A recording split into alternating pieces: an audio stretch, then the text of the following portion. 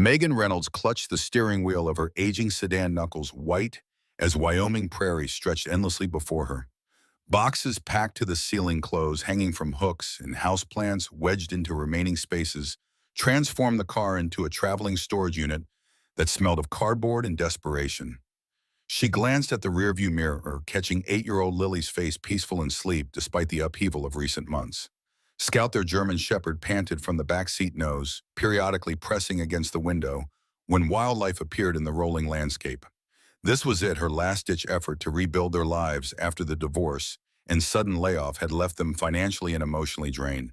The inheritance money from her mother Evelyn's estate had barely covered the down payment on this remote property site, unseen except for grainy online photos showing 40 acres and a weathered red barn. The GPS chimed that they were 5 miles from their destination, each mile marker, like a countdown to an uncertain future. The realtor had called it a unique opportunity for the right buyer.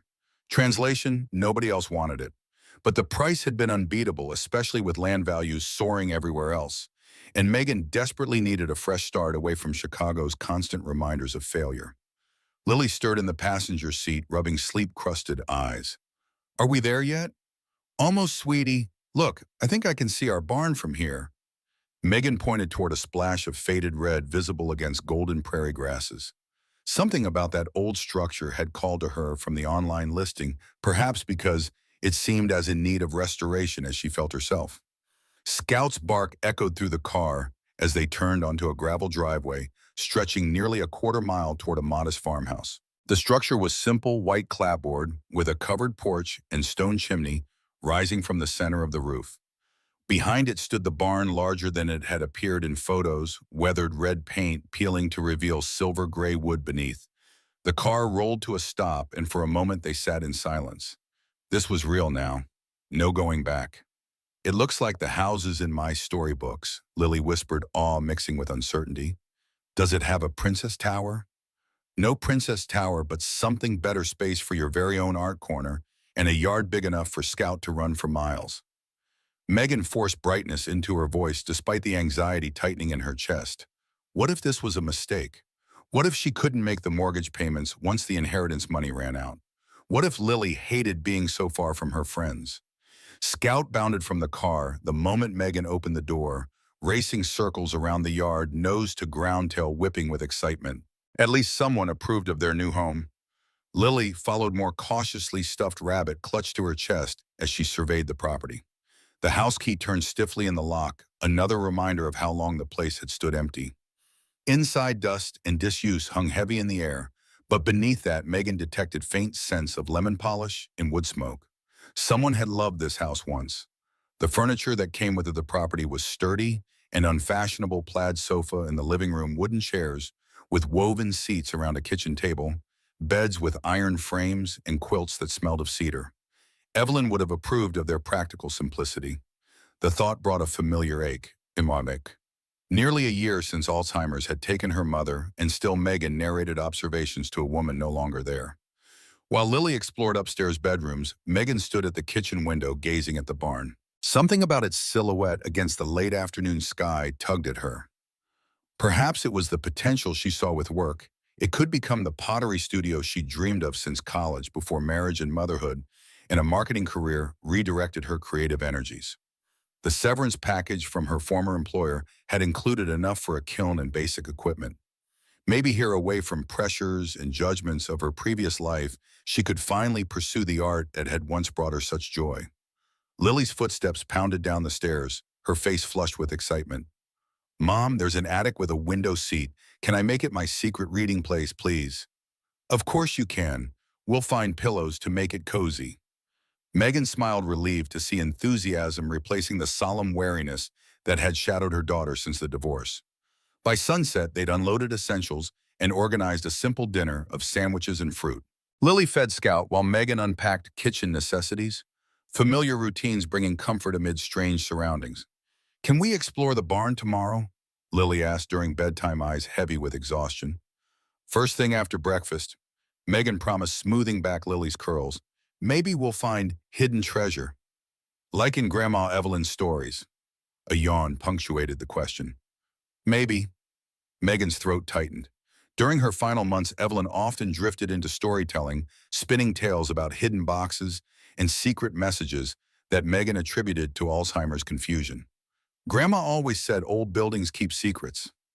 After Lily fell asleep, Megan sat on the porch steps, wineglass in hand, watching stars appear in the vast Wyoming sky. Scout lay beside her head on her knee, occasionally lifting it to track sounds. In the darkness, rustling prairie grasses, distant owl calls. The silence felt profound after years of Chicago's constant urban soundtrack. She thought about her mother's final month's hospital visits, the care facility, with antiseptic corridors, the slow erosion of memory that transformed a fiercely independent woman into someone who sometimes looked at her own daughter with polite confusion. Near the end, Evelyn became increasingly agitated, insisting on telling Megan about the baby in the barn and the girl who had to run away. The doctors explained it as typical Alzheimer's confabulation, the brain creating stories to fill memory gaps. But sitting here now with the dark silhouette of the barn looming beyond the yard, Megan couldn't help wondering if there had been something more to her mother's ramblings. Morning brought clearer perspective and practical tasks. After breakfast, Megan and Lily with Scout trotting ahead made their way to the barn. Massive wooden doors groaned in protest as Megan pushed them open, releasing scents of aged timber dust and something else, a faint metallic tang, reminiscent of her college metalworking class. Sunlight streamed through high windows, illuminating dust motes dancing in golden beams. The interior was cavernous, a main floor large enough for several pottery wheels and work tables with a loft running along two sides. Tools hung from pegs on one wall, hammers, saws, wrenches most spotted with rust, but still serviceable. A pot-bellied stove occupied one corner beside it, a workbench with a vice grip attached. "This place is ginormous," Lily's voice echoed as she spun in circles, arms outstretched. "Can I have a corner for my art projects too?" "Absolutely."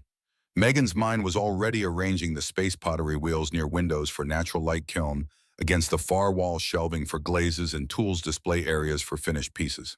For the first time since arriving, she felt genuine optimism. This could work. They could build something new here. Scout, meanwhile, had begun behaving oddly. The dog trotted methodically along the barn's perimeter, nose to floorboards, whining softly. Near the east wall, he stopped and began scratching at the floor nails, making distinctive sounds against wood. "Scout, stop that," Megan called, but the dog continued, movements becoming more insistent. "He found something, Mom." Lily hurried to Scout's side. "Look, this board moves." She pushed at the plank the dog had been scratching, and it shifted slightly, revealing darkness beneath. Megan knelt beside them, excitement mingling with caution. "Stand back, honey. Let me check if there's anything dangerous." She pried the loose board up with her fingers, revealing a small hollow beneath the floor. Inside lay an object wrapped in oilcloth fabric, stiff with age but intact. With careful movements, Megan lifted the bundle and unwrapped it. A wooden box, simple but beautifully crafted with brass hinges and a small latch. "No lock. Treasure," Lily breathed, eyes widening. "Just like Grandma said." Megan's pulse quickened as she opened the latch. Inside lay a collection of photographs, letters, and documents, yellowed with age but carefully preserved. She lifted out the top photograph, a sepia-toned portrait of a young woman, perhaps in her early 20s, with dark hair and hesitant smile that seemed oddly familiar. The woman wore a simple dress with sweetheart neckline and held a small bouquet of wildflowers. "She looks like you, Mom," Lily observed, peering over Megan's shoulder. She did in the way family members often echo each other across generations. But there was something else, a resemblance to someone Megan had known intimately. The woman looked remarkably like Evelyn had in her wedding photos, though Megan was certain this wasn't her mother. She'd gone through all of Evelyn's photographs after the funeral. Turning the photograph over, Megan found an inscription in faded ink, "Sarah May, 1984. Her breath caught. She'd been born in May 1985. The next photograph showed the same young woman standing beside a tall man with kind eyes and work-roughened hands. They gazed at each other with unmistakable affection. On the box, someone had written, "Sarah and Brian Morrison Ranch, Christmas, 1983. "Who are they, Mom?" Lily asked, fascinated by these strangers from the past. "I'm not sure," Megan murmured, though an uncomfortable suspicion was forming. She set the photographs aside and lifted out a bundle of letters tied with a faded ribbon. The top letter bore handwriting that seemed strangely familiar, flowing yet precise like her mother's had been, but somehow younger. It began, "My dearest Brian," and as Megan scanned the first lines, confusion bloomed into disbelief. This wasn't her mother's voice, not the practical, reserved Evelyn who had worked as an accountant and volunteered at the Methodist Church.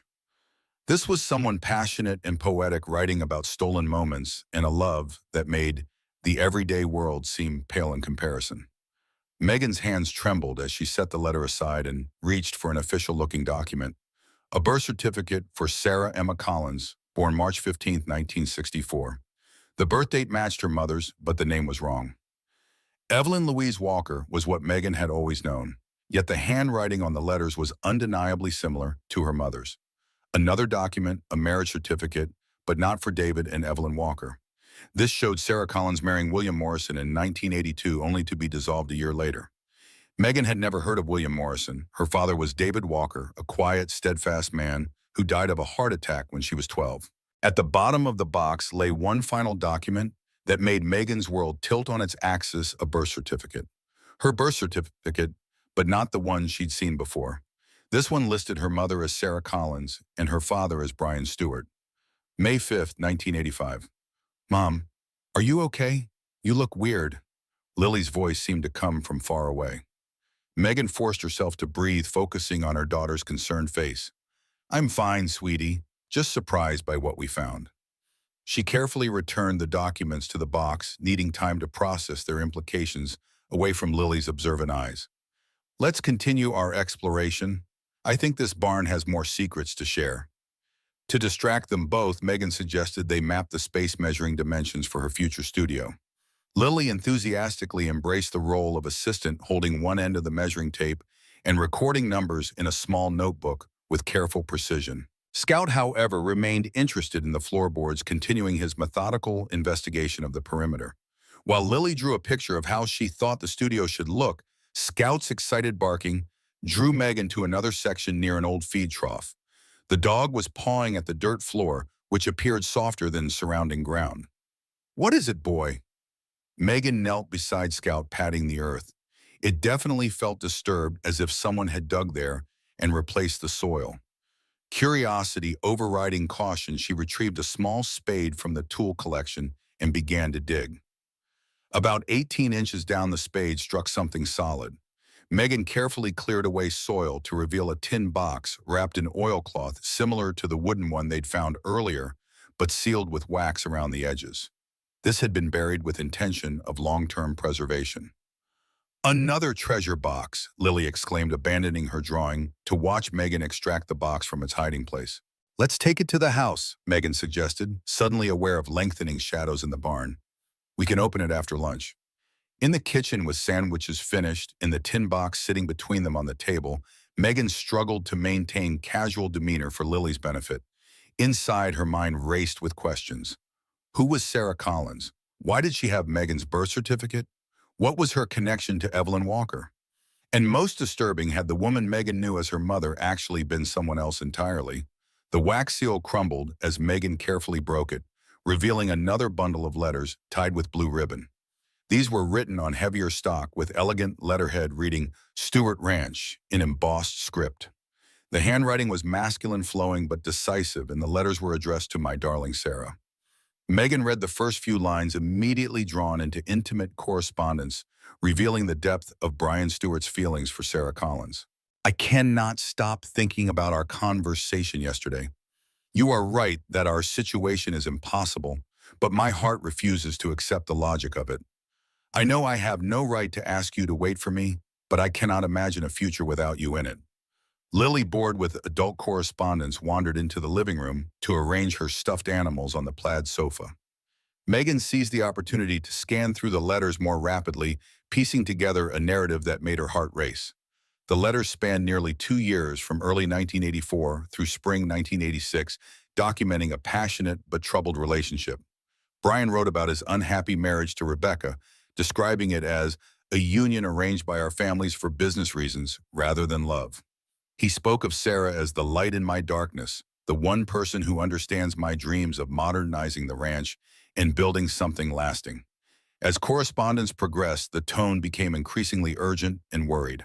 Brian wrote about pressure from Sarah's parents to end their relationship, about threats to both families' reputations, and about mysterious financial difficulties that seemed designed to force both families into compliance with someone else's agenda. I fear we are being maneuvered by forces neither of us fully understands, Brian wrote in a letter dated March 1985, 2 months before Megan's birth. Your father came to see me yesterday not with the anger I expected, but with the resignation of a man who has been given an ultimatum he cannot refuse. He spoke of debts that must be paid and consequences that would destroy both our families if certain arrangements are not honored. A letter dated just before Megan's birth revealed Brian's determination to protect Sarah and their unborn child. I have been investigating the source of these pressures, he wrote, and I believe I understand now who is behind our troubles. The Mountain West Holdings Company that has been buying up distressed properties in the county is not what it appears to be. I've traced its ownership through several shell companies, and I believe it is controlled by interests that have been manipulating land prices and creating artificial financial crises to acquire valuable properties at below-market prices. The next letter was more specific. My darling, I have discovered that Mountain West Holdings is ultimately controlled by the Pierce family out of Denver. Harold Pierce's father has been using hired agents to create scandals and financial pressures that force families to sell their land cheaply. Our situation is not unique. They have done this to at least 3 other families in the county over the past 5 years. Megan's hands shook as she neared the end of the bundle. The final letters revealed Brian's growing desperation as Sarah's pregnancy became too obvious to hide increasing pressure from both families to resolve the situation and his plans to expose the Pierce family's manipulations to state authorities. The last letter, dated May 1986, a year after Megan's birth, was heartbreaking in its finality. My dearest Sarah, by the time you read this, I will be gone. They have made it clear that my continued presence in Pine Ridge endangers not only us, but our daughter as well. I have arranged for Megan to be safely raised by your cousin Evelyn, where she will have the stability and respectability we cannot provide. I'm leaving evidence of the Pierce family's crimes with someone I trust. Someday when it is safe, the truth will come to light. Until then, know that my love for you and for our daughter will never diminish, regardless of the distance between us. At the bottom of the tin box, Megan found a small key attached to a piece of paper with an address in Denver, a safety deposit box at First National Bank of Colorado. Brian Stewart had hidden evidence somewhere, and he had left Sarah the means to find it. Megan sat back, mind reeling. The woman she had known as her mother, Evelyn Walker, had actually been Sarah's cousin. Her father wasn't David Walker, but Brian Stewart, a rancher who had discovered corruption and possibly been killed for it. And her biological mother, Sarah Collins. Where was she now? What had happened after Brian left? Had she tried to find Megan? Mom, look what I found. Lily's voice jolted Megan from her thoughts. Her daughter stood in the doorway holding an old-fashioned doll with porcelain head and cloth body. She was behind the bookshelf in the living room.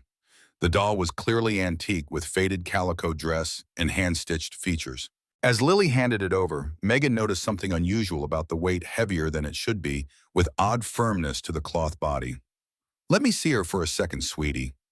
Megan examined the doll more closely and discovered a small seam at the back that had been resewn with different colored thread. Carefully, she unpicked the stitches, revealing a hollow space inside. Nestled within was a folded piece of paper. Megan's heart pounded as she unfolded the yellowed note. The handwriting matched the letters from the box, Sarah's handwriting. If you're reading this, my darling daughter, find Ernest at the clock shop in Pine Ridge. He'll help you understand what happened to us. I love you more than life itself, S. What does it say, Mom? Lily leaned against Megan's chair, curious. It's a message from someone who lived here a long time ago. Megan refolded the note, mind racing. Ernest at the clock shop, a real person. She could talk to someone who might know what happened to Sarah and Brian. Honey, I think tomorrow we should explore the town. Would you like that? Can we get ice cream? Lily's priorities remained refreshingly uncomplicated. Absolutely. Megan managed to smile despite the turmoil inside. Ice cream is essential for proper town exploration. That evening, after Lily went to bed, Megan spread the contents of both boxes across the kitchen table, constructing a coherent timeline. Sarah Collins and Brian Stewart had fallen in love despite his marriage. Sarah became pregnant. Someone the Pierce family used this scandal to pressure both families, forcing them to sell land at reduced prices. Brian discovered the scheme and gathered evidence, but had to leave to protect Sarah and baby Megan. Sarah arranged for cousin Evelyn to raise Megan, perhaps to shield her from scandal or from the Pierce family's influence. But what happened to Sarah afterward? And why had Evelyn never told Megan the truth, even as an adult? Had her mother known? Her cousin been protecting her from something more dangerous than social stigma? A sudden noise outside startled Megan. Scout lifted his head from beside the sofa, ears alert. Through the kitchen window, Megan caught a brief flash of light near the barn, like a flashlight beam, quickly extinguished. Her pulse quickened. Was someone out there? She turned off the kitchen light to see better into darkness. For several minutes, she stood motionless, watching. Just as she began to think she'd imagined it, another brief flicker appeared definitely near the barn side entrance. Scout growled low in his throat, confirming Megan wasn't seeing things. Someone was on her property, possibly in her barn in the middle of the night. Should she call police?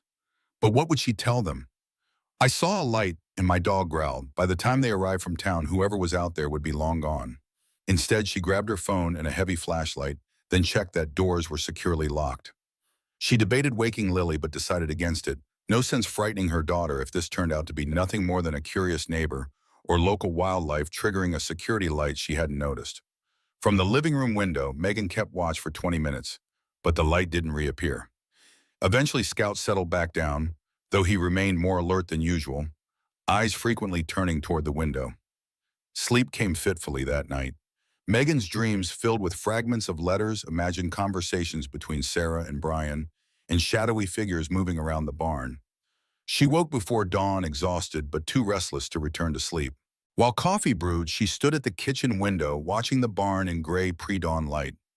Nothing seemed amiss, but when she and Scout ventured out after breakfast, she found disturbing evidence that last night's light hadn't been imagination. The side door, which had been closed when they left yesterday, stood slightly ajar, and fresh footprints marred the dusty floor inside. Someone had definitely been in the barn, and recently. Megan's skin prickled with unease as she examined the area around the loose floorboard where they'd found the first box. The board had been completely removed and laid to one side. Whoever had been here knew exactly what they were looking for. Had they found anything else, Megan couldn't be sure. She and Lily had only explored a portion of the barn yesterday. There could be more hidden caches they hadn't yet discovered, and now someone else was looking for them too. The implications sent a chill through her. The letters were over 35 years old, but clearly the secrets they contained still mattered to someone. "Are we going to town today, Mom?"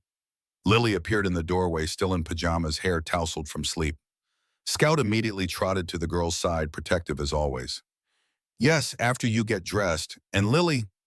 Megan hesitated, unsure how much to share with an 8-year-old. "I want you to promise me something. If you ever see any strangers around our property, come find me right away. Don't talk to them, just come straight to me." Lily's expression grew solemn. "Is this about the man with the flashlight?" Megan's heart skipped. "What man with the flashlight?" "I saw him from my window last night. He was walking around the barn." Lily spoke matter-of-factly, as if this were normal. "I thought maybe he was checking on animals or something." "Did you see what he looked like?" Lily shrugged. "It was too dark. He was just a shape." "Is he bad?" "Not necessarily bad, honey, just not invited." Megan forced a reassuring smile. "This is our home now, and people should ask permission before coming onto our property." After Lily dressed and they had had proper breakfast, Megan loaded them into the car for the drive to Pine Ridge. She debated bringing the boxes and documents, not wanting to leave such important discoveries unattended, but ultimately decided against it. If someone was watching the house, carrying out the boxes might alert them to their significance. Instead, she hid them in the attic space behind Lily's new reading nook. The town of Pine Ridge lay 15 miles east, along a winding county road. As they approached, Megan saw it was exactly the kind of small western community she'd imagined: Main Street lined with brick buildings from the early 1900s general store diner, advertising Mabel's Famous Pie on a sun-faded sign, post office that doubled as bus station, and handful of other businesses that spoke of better economic days in the past. The clock shop wasn't difficult to locate, a modest storefront with Morgan's timepieces, Sales and repairs since 1975, painted on the window in gold lettering. A bell tinkled softly as Megan pushed open the door, Lily's hand firmly in hers. The interior smelled of wood polish and machine oil with soothing background music of dozens of clocks ticking in gentle disharmony. Glass cases displayed pocket watches and wristwatches, while grandfather clocks and cuckoo clocks lined the walls. At the back, an elderly man in a jeweler's loupe bent over a workbench, gnarled hands steady as they manipulated tiny gears. "Be right with you," the man called without looking up. Megan took the opportunity to study him. He appeared to be in his mid-70s with silver hair cropped short and wire-rimmed spectacles perched on a nose that had been broken at least once. His hands, though marked with age spots, moved with precision of decades of practice. "There we go." He straightened, removing the loop and blinking as his eyes adjusted. "What can I help you folks with today?" His gaze traveled from Megan to Lily, then stopped, a flicker of recognition crossing his weathered features. "Well now, you must be Megan." Megan stiffened. "How do you know my name?" The man, Ernest, she presumed, smiled gently. "You look just like your mother. Sarah's girl, aren't you? You have her eyes." The confirmation that Sarah was indeed her mother, spoken so casually by this stranger, sent a wave of emotion through Megan that was almost physical in its intensity. "Yes," she managed, voice barely above a whisper. "At least I think so. I just found out yesterday. I was told to find Ernest at the clock shop." Ernest nodded solemnly, been wondering when this day would come. He glanced at Lily, who was gazing in fascination at a cuckoo clock shaped like a forest cottage. "Perhaps we should talk privately." "Martha," he called toward a back room, "could you come watch the shop for a bit and maybe show this young lady how the musical clocks work?" A woman about Ernest's age emerged, gray hair pulled back in a neat bun, reading glasses hanging from a chain around her neck. "Of course, dear." She smiled warmly at Lily. "Would you like to see the clock that plays a different tune for each hour? It's about to strike 11. With Lily happily occupied, Ernest led Megan to a small office behind the repair area. He closed the door and gestured to a chair. "I expect you have questions." "About 1,000,000, Megan replied, sitting down. "Starting with, who exactly are you and how do you know my mother?"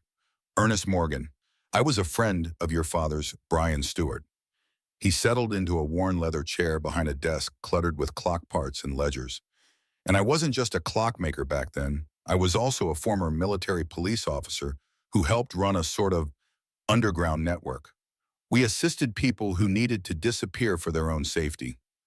Megan leaned forward. "And my mother needed to disappear." Ernest nodded gravely. "Sarah was in danger, though she didn't realize how much until Brian showed her the evidence he'd gathered. The Pierce family had been systematically forcing ranchers and farmers out of their land for decades. When they discovered Brian was collecting proof of their methods, they made it clear that both he and Sarah and you, once you were born, would suffer consequences if he didn't stop. The letters mentioned financial pressures, but what exactly were they doing? Various tactics. They'd sabotage equipment, contaminate water sources, bribe bank officials to call in loans, suddenly spread rumors that damaged reputations. Anything to create desperate situations that forced families to sell at rock-bottom prices. Ernest's expression hardened at the memories. And they were particularly interested in the Collins and Stewart properties because geological surveys had indicated valuable mineral deposits beneath both ranches. But why didn't Brian go to the authorities? Ernest gave her a look that suggested such naivety was expected but misplaced. The Pierce family owned half the county officials by that point. Harold Pierce's brother-in-law was the county judge. His cousin ran the largest bank in 3 counties. Going to the authorities would have been useless at best, dangerous at worst. "So what happened?" The letter stopped with Brian saying he had to leave to protect us. Ernest sighed heavily. Brian had compiled enough evidence to take to federal authorities, bypassing local officials entirely. He was on his way to Denver to meet with an FBI agent when his car went off the mountain road. Brake lines cut. Classic method, nearly impossible to prove as sabotage rather than mechanical failure. Megan felt a chill despite the office's warmth. "They killed him. We could never prove it, but those of us who knew what he was working on had no doubts." Ernest paused, gaze distant with remembrance. After Brian's death, Sarah was distraught. She knew they'd come for her next, maybe try to take you as leverage. That's when I helped her connect with the network. We arranged for her cousin Evelyn to take you the safest option since you'd be with family, but without obvious connection to Sarah that might put you in danger. And my mother, where did she go? Megan's voice cracked slightly on the word mother, still strange to apply to someone other than Evelyn. At first a safe house near Neyland, Colorado. Later she moved around as needed. She became Sarah Anderson, took my last name, though we weren't related, and eventually settled in a small town in northern Montana. Got her law degree specialized in environmental law. Ironic considering the Pierce's interest in your family's land was primarily for resource exploitation. Megan's mind whirled with these revelations. Her mother was alive. Not only alive, but apparently a successful attorney. Why didn't she ever contact me? Once I was an adult, surely it would have been safe. Ernest's expression softened. She watched over you from a distance. Had friends of the network check in periodically, send photographs, updates on your life. She knew when you graduated college, got married, had Lily. He paused. Sarah wanted to reach out many times, but the threat never fully disappeared. Harold Pierce's son Alexander took over the family business, continued their land acquisition practices, though with more sophisticated methods. And he held a particular grudge against the Collins and Stewart families, blamed them for his father's heart attack after the federal investigation began. Federal investigation, but you said Brian died before he could take his evidence to the FBI. He did, but he'd made copies, left them with trusted friends. After his death, several of us came forward with what we knew. It wasn't enough for criminal charges. The Pierces had covered their tracks too well, but it triggered investigations into their business practices that cost them millions in legal fees and delayed permits. Megan processed everything Ernest was telling her. So she's still afraid after all these years, was, Ernest corrected, until about 6 months ago. What happened 6 months ago? Harold Pierce died. And a few weeks after that, someone from the network spotted Alexander Pierce meeting with known associates at a restaurant in Denver. They were discussing plans for a major lithium mining operation. Apparently there's a significant deposit under what used to be Collins and Stewart land. Your land now. Megan recalled the nocturnal visitor to the barn. Someone was in our barn last night. Ernest didn't look surprised. The network has been monitoring Pierce's activities. When your property purchase went through county records, there was increased activity among his associates. We believe he's looking for the original evidence his father worked so hard to suppress, documentation of their illegal business practices, plus the original geological surveys that Brian had obtained. Why would that matter now after so many years? Statute of limitations has expired on most of their old tactics, true. But the surveys, those could be very valuable. They'd show that the Pierces knew about the mineral deposits when they pressured families to sell, which could potentially open them to fraud charges. More importantly, the original property agreements with the Collins family had a clause that Sarah's father insisted on. If valuable minerals were discovered, within 50 years the family had the right to repurchase the land at the original sale price, plus standard interest. Megan's pulse quickened. So if those surveys proved they knew about the lithium when they bought the land, the entire deal could be invalidated. Ernest nodded, which, given current lithium prices and the size of the deposit they believe is there, could represent billions in lost profits for Pierce Development Group, the current iteration of Mountain West Holdings. No wonder someone was searching the barn. Megan thought of the safety deposit box key they'd found. Brian left evidence in a bank in Denver. He did, and Sarah's been waiting for the right moment to use it. Where is she now? Can I meet her? The question tumbled out before Megan could temper eagerness with caution. Ernest's weathered face creased in a smile. She's been waiting for you to ask. In fact, she's here in Pine Ridge. Here now. Megan half rose from her chair, a mixture of anticipation and anxiety coursing through her. At our house just outside town. She arrived yesterday after I called to tell her you'd bought the old Collins place. Perfect timing, really. With Harold Pierce gone and Alexander making his move toward the mining operation, the moment Sarah's been waiting for has finally arrived. He stood. I can take you to her after lunch if you'd like. Megan sank back into her chair, suddenly overwhelmed. After 40 years, she was about to meet her birth mother, a woman who had given her up not from lack of love, but to protect her. A woman who had watched from a distance, missing all the milestones of Megan's life, to keep her safe from a danger Megan never knew existed. And Evelyn, the woman Megan had known as her mother, had carried this secret to her grave, raising her cousin's daughter as her own, never betraying Sarah's confidence, even as Alzheimer's eroded her memories and inhibitions. In her final confused months, truth had emerged in fragments that Megan dismissed as delusions. "I'd like that very much," Megan finally said, voice steadier than she felt. "But first, there's something else I need to know. The man in our barn last night, could he be dangerous? I have Lily to think about." Ernest's expression grew serious. "Alexander Pierce isn't his father. He's more calculating, less prone to violence. But he's also more desperate. The lithium deposit represents his company's future, and he's invested millions in preparation for mining rights he assumed would be easily obtained once he located the remaining Colin Stewart parcels." "That doesn't answer my question." "No, it doesn't." Ernest sighed. "The truth is, I don't know. I don't think he'd hurt a child, but I wouldn't put it past him to use intimidation tactics to pressure you into selling. It might be wise to stay in town tonight. Give us time to arrange better security for your property." Megan thought about the barn, the house, the secrets still potentially hidden there. "I'm not leaving our home. If Pierce wants to intimidate me, he'll find I'm not easily scared off." The conviction in her voice surprised her. It had been a long time since she'd felt so certain of anything. "But I would appreciate any security help your network can provide." Ernest nodded approvingly. "You sound just like Sarah. She'll be pleased to hear it." As they returned to the front of the shop, Megan found Lily enthralled by Martha's demonstration of a complex astronomical clock, showing phases of the moon and planetary positions in addition to time. "Mom, this clock knows when it's going to be full moon. Can we get one, please?" Lily bounced with excitement earlier, wariness completely forgotten. "We'll see, sweetie. Maybe for Christmas." Megan smiled at Martha. "Thank you for keeping her entertained." "My pleasure entirely. Such a bright young lady." Martha's gaze moved between Lily and Megan, expression softening. "She has Sarah's curiosity."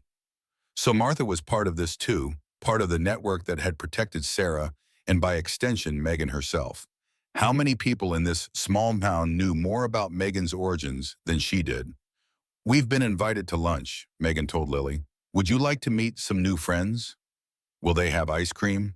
Lily's priorities remained charmingly consistent. Ernest chuckled. "I believe we can arrange that." As they prepared to leave the clock shop, the bell above the door chimed, announcing a new customer.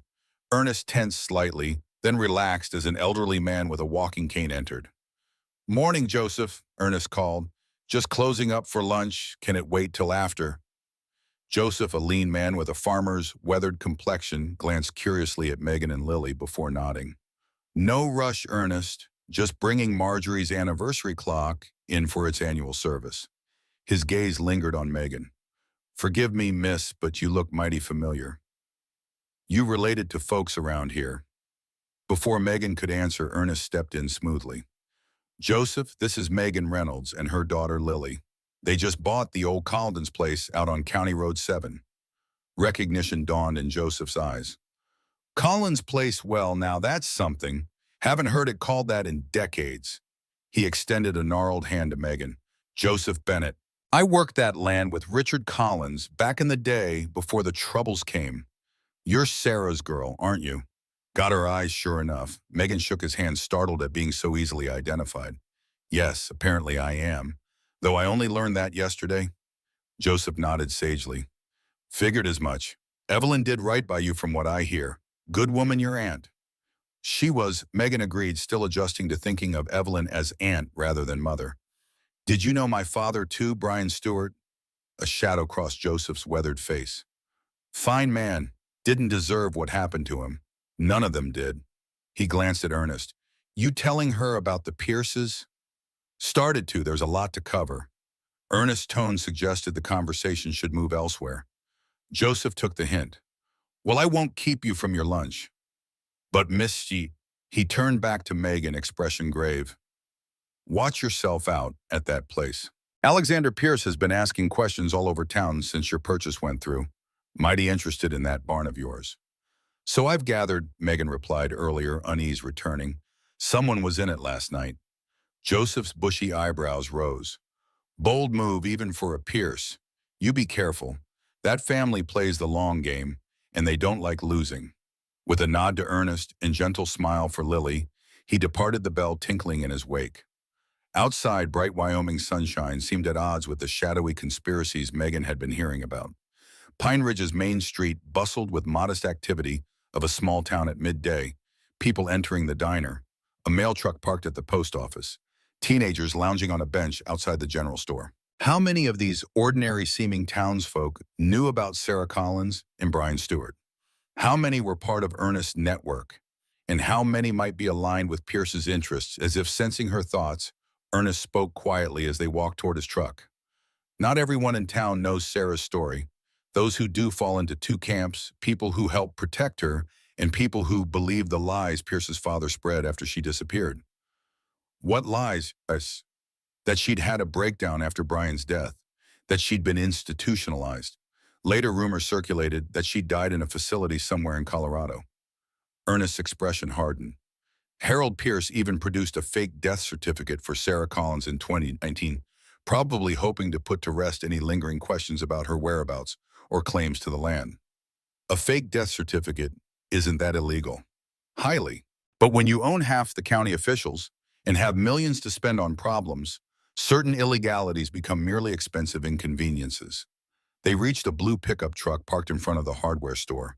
"We'll take my truck to the house. It's just outside town, about 10 minutes. As they drove through Pine Ridge and into the surrounding countryside, Megan watched the landscape roll past, trying to imagine her mother growing up here, falling in love with Brian Stewart, facing the devastating choice to give up her daughter for safety's sake. What kind of strength had that required? What kind of pain had Sarah lived with all these years? Ernest's house turned out to be a modest, ranch-style home, set back from the road with well-tended garden and a workshop behind it that presumably housed his clock-making equipment when he wasn't at the shop in town. Martha had apparently called ahead because as they pulled into the driveway, the front door opened. A woman stepped onto the porch, slender, with silver-streaked dark hair cut in a stylish bob, wearing jeans and a blue blouse. She stood very still, one hand gripping the porch railing, as if for support. Even at this distance, even after 40 years, the resemblance was unmistakable. The same eyes that had looked out from those yellowed photographs now watched Megan's approach with a mixture of hope and apprehension. Sarah Collins had come home. Megan stepped out of the truck, legs unsteady, heart pounding so loudly she was sure everyone could hear it. Lily scrambled out after her, oblivious to the emotional magnitude of the moment, already distracted by a tabby cat sunning itself on the garden wall. "Is that her mom?" Lily stage whispered, following Megan's gaze to the woman on the porch. "She looks like you, only older." "Yes, sweetie, that's—" Megan hesitated, suddenly uncertain what to call this stranger who was her mother. "That's Sarah." As if hearing her name had broken some spell, Sarah descended the porch steps, moving toward them with careful deliberation of someone who's afraid that any sudden movement might shatter a dream. She stopped a few feet away, her eyes, Megan's eyes, taking in every detail of her daughter's face. "Megan," she said softly, voice steady despite the emotion clearly visible on her face. "You're even more beautiful than your pictures." And suddenly, despite all the questions still unanswered, despite the danger that might still exist, despite 40 years of separation, Megan knew exactly what to do. She closed the distance between them and embraced her mother for the first time in her adult life. "I found you," she whispered against Sarah's hair. "Just like you knew I would." For a long moment, time seemed suspended in the Montana sunlight as Megan and Sarah held each other. The embrace contained 40 years of absence, countless missed milestones, and the tentative hope of recovery. They stood together until a small hand tugged at Megan's sleeve. "Mom, is she crying?" Lily's whisper broke the spell, her voice tinged with concern. Megan stepped back, noticing the shimmer of tears in Sarah's eyes that mirrored her own. Introductions followed, awkward, emotional, insufficient for the magnitude of the moment, but Lily's natural curiosity quickly bridged the gap that decades had created. "Are you my grandma?" Like Grandma Evelyn was, Lily's directness brought a fresh wave of emotion to Sarah's face. Sarah knelt to Lily's level, her movements careful, as though approaching a wild creature she didn't want to startle. "Yes, in a way, I'm your mother's birth mother, which makes me your biological grandmother." "What does biological mean?" Lily tested the unfamiliar word. "It means connected by blood, by the same family tree." Sarah smiled, the expression transforming her face, erasing years of worry. And you, Lily Reynolds, have your grandfather's curious mind and your mother's artistic spirit. Martha emerged from the house announcing lunch was ready, a merciful interruption that gave everyone a chance to compose themselves. The meal homemade chicken salad sandwiches, fresh fruit, and cookies, still warm from the oven, provided a comfortable framework for the initial awkwardness of strangers who were also family. For Lily's benefit, conversation remained light. Ernest shared stories about the most unusual clocks he'd repaired, while Martha described the local wildlife that frequented their bird feeders. Sarah spoke little, her eyes frequently returning to Megan's face, as though memorizing features she'd only seen in photographs for decades. After lunch, Martha offered to show Lily the workshop behind the house, where Ernest restored antique clock mechanisms. I have a music box collection you might enjoy. Some are over 100 years old. With Lily happily occupied, the adults gathered in Ernest and Martha's sun-dappled living room, the mood shifting to something more urgent. Ernest poured coffee while Sarah retrieved a leather portfolio from a nearby desk. I've been preparing for this day for a very long time. Sarah placed the portfolio on the coffee table between them. When Ernest called to say you'd purchased the Collins property, I knew it was finally time. Megan's fingers trembled slightly as she accepted the portfolio. Inside lay dozens of photographs, baby pictures, school portraits, candids of her at various ages, snapshots from her college graduation, her wedding day, even recent images of her with Lily at a Chicago park. An entire life documented from afar. How Megan's voice caught on the single word, the enormity of this surveillance, both touching and unsettling. The network. Sarah's eyes held a mixture of longing and apology. Friends in Chicago, people who understood what was at stake. I never came myself too risky, but they sent me updates, photographs. I've watched you grow up from a distance. The revelation that strangers had been monitoring her life for decades should have felt invasive, but instead Megan found herself oddly comforted. She hadn't been abandoned. She'd been protected through separation, loved through distance. Ernest cleared his throat. We should discuss the Pierce situation. Now that you're here, they'll be watching more closely. Joseph was right. Alexander has been asking questions all over town since your property purchase went through. Sarah's expression hardened, the gentle mother vanishing behind the determined look of someone who'd spent decades preparing for a confrontation. Ernest filled me in about the barn break-in. It confirms what we suspected. Alexander is searching for the original geological surveys and property agreements. I still don't understand why these documents matter after so many years. Megan set the portfolio aside, trying to focus on the present danger, rather than the emotional whirlwind of reconnection. Because of the mineral rights clause, Sarah extracted a folded document from her pocket. My father was nobody's fool. He'd heard rumors about the Pierce's business practices even back then.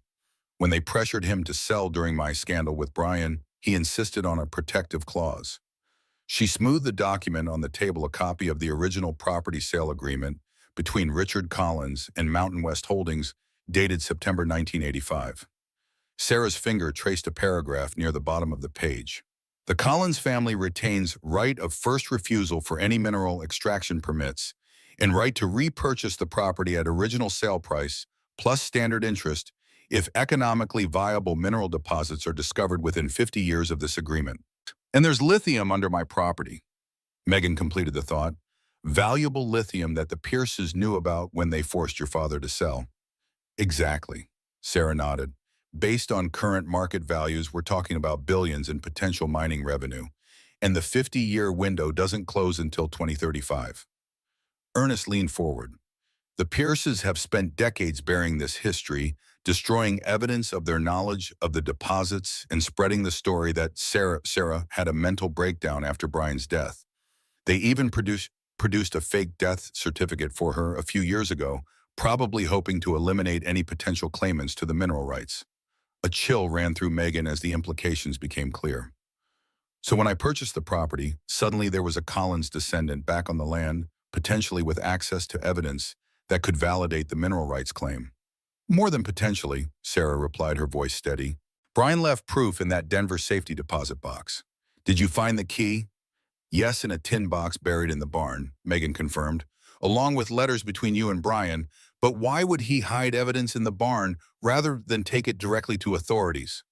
A shadow passed over Sarah's face. He was planning to. The night before he was going to Denver with the evidence, he came to see me. He was worried something might happen, so he made copies.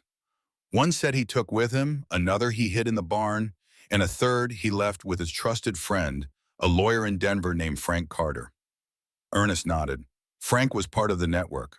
After Brian's accident, Frank tried to use the evidence to bring charges against the Pierces, but without Brian's testimony, it wasn't enough for criminal prosecution. The investigation stalled, though it did cost the Pierces millions in legal delays and PR damage control. "What happened to Frank?" Megan asked, already suspecting the answer. "A heart attack in 1990, Sarah replied, her tone making it clear she believed it was no coincidence. The Pierces have always played the long game. They're patient, methodical, and utterly ruthless when their interests are threatened. The gravity of the situation settled over Megan. This wasn't just about discovering her true parentage anymore. She'd unwittingly stepped into a decades-long conflict with a powerful family willing to eliminate obstacles to their financial interests. What do they want with me? Megan's thoughts turned to Lily, her protective instincts flaring. I'm just a single mom trying to start over. I don't have any claim to mineral rights. I didn't even know about any of this until yesterday. Sarah and Ernest exchanged glances before Sarah replied. First, they want to make sure you don't have any evidence that could validate the mineral rights clause. But more importantly, they want the land, your land. Alexander Pierce has already secured mining permits for the surrounding parcels. Your 40 acres sits right in the middle of what geological surveys indicate is the richest part of the lithium deposit. How do you know so much about their plans? Megan asked, suspicious of this perfect intelligence. Sarah's lips curved in a thin smile. I told you I became an environmental attorney. What I didn't mention is that my specialty is fighting corporate exploitation of rural communities, particularly mining operations. I've been tracking Pierce Development Group for decades, gathering evidence, building a case. When Harold Pierce died 6 months ago, Alexander accelerated plans for the lithium operation. He's already invested millions in preliminary infrastructure and equipment. So what do we do now? Megan glanced toward the workshop where Lily was visible through the window laughing as Martha demonstrated something with a clock mechanism. How do I keep my daughter safe? We go to Denver, Sarah replied without hesitation. Tomorrow, we need what's in that safety deposit box. With those documents and what I've gathered over the years, we'll have enough to challenge Alexander's permits and possibly bring fraud charges. The mineral rights clause is still legally binding, but we need proof the Pierces knew about the lithium when they originally acquired the land. The decisiveness in Sarah's voice awakened something in Megan, a strength she hadn't accessed in years, certainly not during her difficult divorce or subsequent layoff. Perhaps it was genetics asserting themselves, the Collins determination flowing through her veins. I'm not running away. Megan's tone matched her mother's in resolve. This is my home now, mine and Lily's. We've already lost too much. I won't let them drive us away. For the first time since their reunion, Sarah's composure cracked, pride and worry warring in her expression. You truly are your father's daughter. He said those exact words the night before he died. Ernest cleared his throat. Nobody's suggesting you abandon your home, Megan, but we need to be strategic. The Pierces aren't just wealthy businessmen. They're predators who've spent generations perfecting their methods. They use legal pressure, financial manipulation, and when necessary, more direct means of persuasion. They killed my father, Megan stated flatly, and they would have killed you too if they had found you. Sarah nodded grimly. They still would if they thought it would secure their interests. That's why we need to move quickly. Once we have the evidence from Denver, we go public all at once, too broadly for them to contain. Local news, state officials, federal mining regulators, environmental groups. We create too many fronts for them to fight simultaneously. But first we need to secure your property, Ernest added. I've called in some trusted people from the network who'll keep an eye on things while we're gone. Megan tensed at the thought of strangers watching her home, then reminded herself that these people had been protecting her mother for decades. What about Lily? I don't want her involved in this. Martha can stay with her here, Sarah suggested. It would be safer than bringing her to Denver, and certainly safer than leaving her at the farm with Pierce's people watching. The idea of separation from her daughter even briefly triggered every maternal alarm in Megan's system. I don't know. She barely knows you all, no offense intended, and after everything that's happened lately, she's been anxious about changes. Martha appeared in the doorway as if summoned by the discussion. Lily's asking about ice cream. I told her we could walk to the shop on Main Street if that's all right with you. Megan hesitated, maternal caution warring with the need to continue their planning session. That would be fine, thank you. After Martha and Lily departed for their ice cream expedition, Sarah leaned forward. I understand your concerns about leaving Lily, but consider this: the sooner we secure the evidence, the sooner this threat ends. One day apart now could prevent weeks or months of looking over your shoulder. The logic was sound, but Megan's heart resisted. I'll think about it. First, I want to know more about this network of yours. How many people are involved? How have you kept it secret all these years? Ernest smiled slightly. It started small, just a few of us who couldn't stomach the Pierce's methods. Military veterans mostly who'd seen enough injustice overseas and weren't willing to tolerate it in our hometown. Over the years, it expanded, became more organized. Now we have members in several states, people who help those who need to disappear for their safety. Like a private witness protection program, Megan observed. Something like that, Sarah agreed.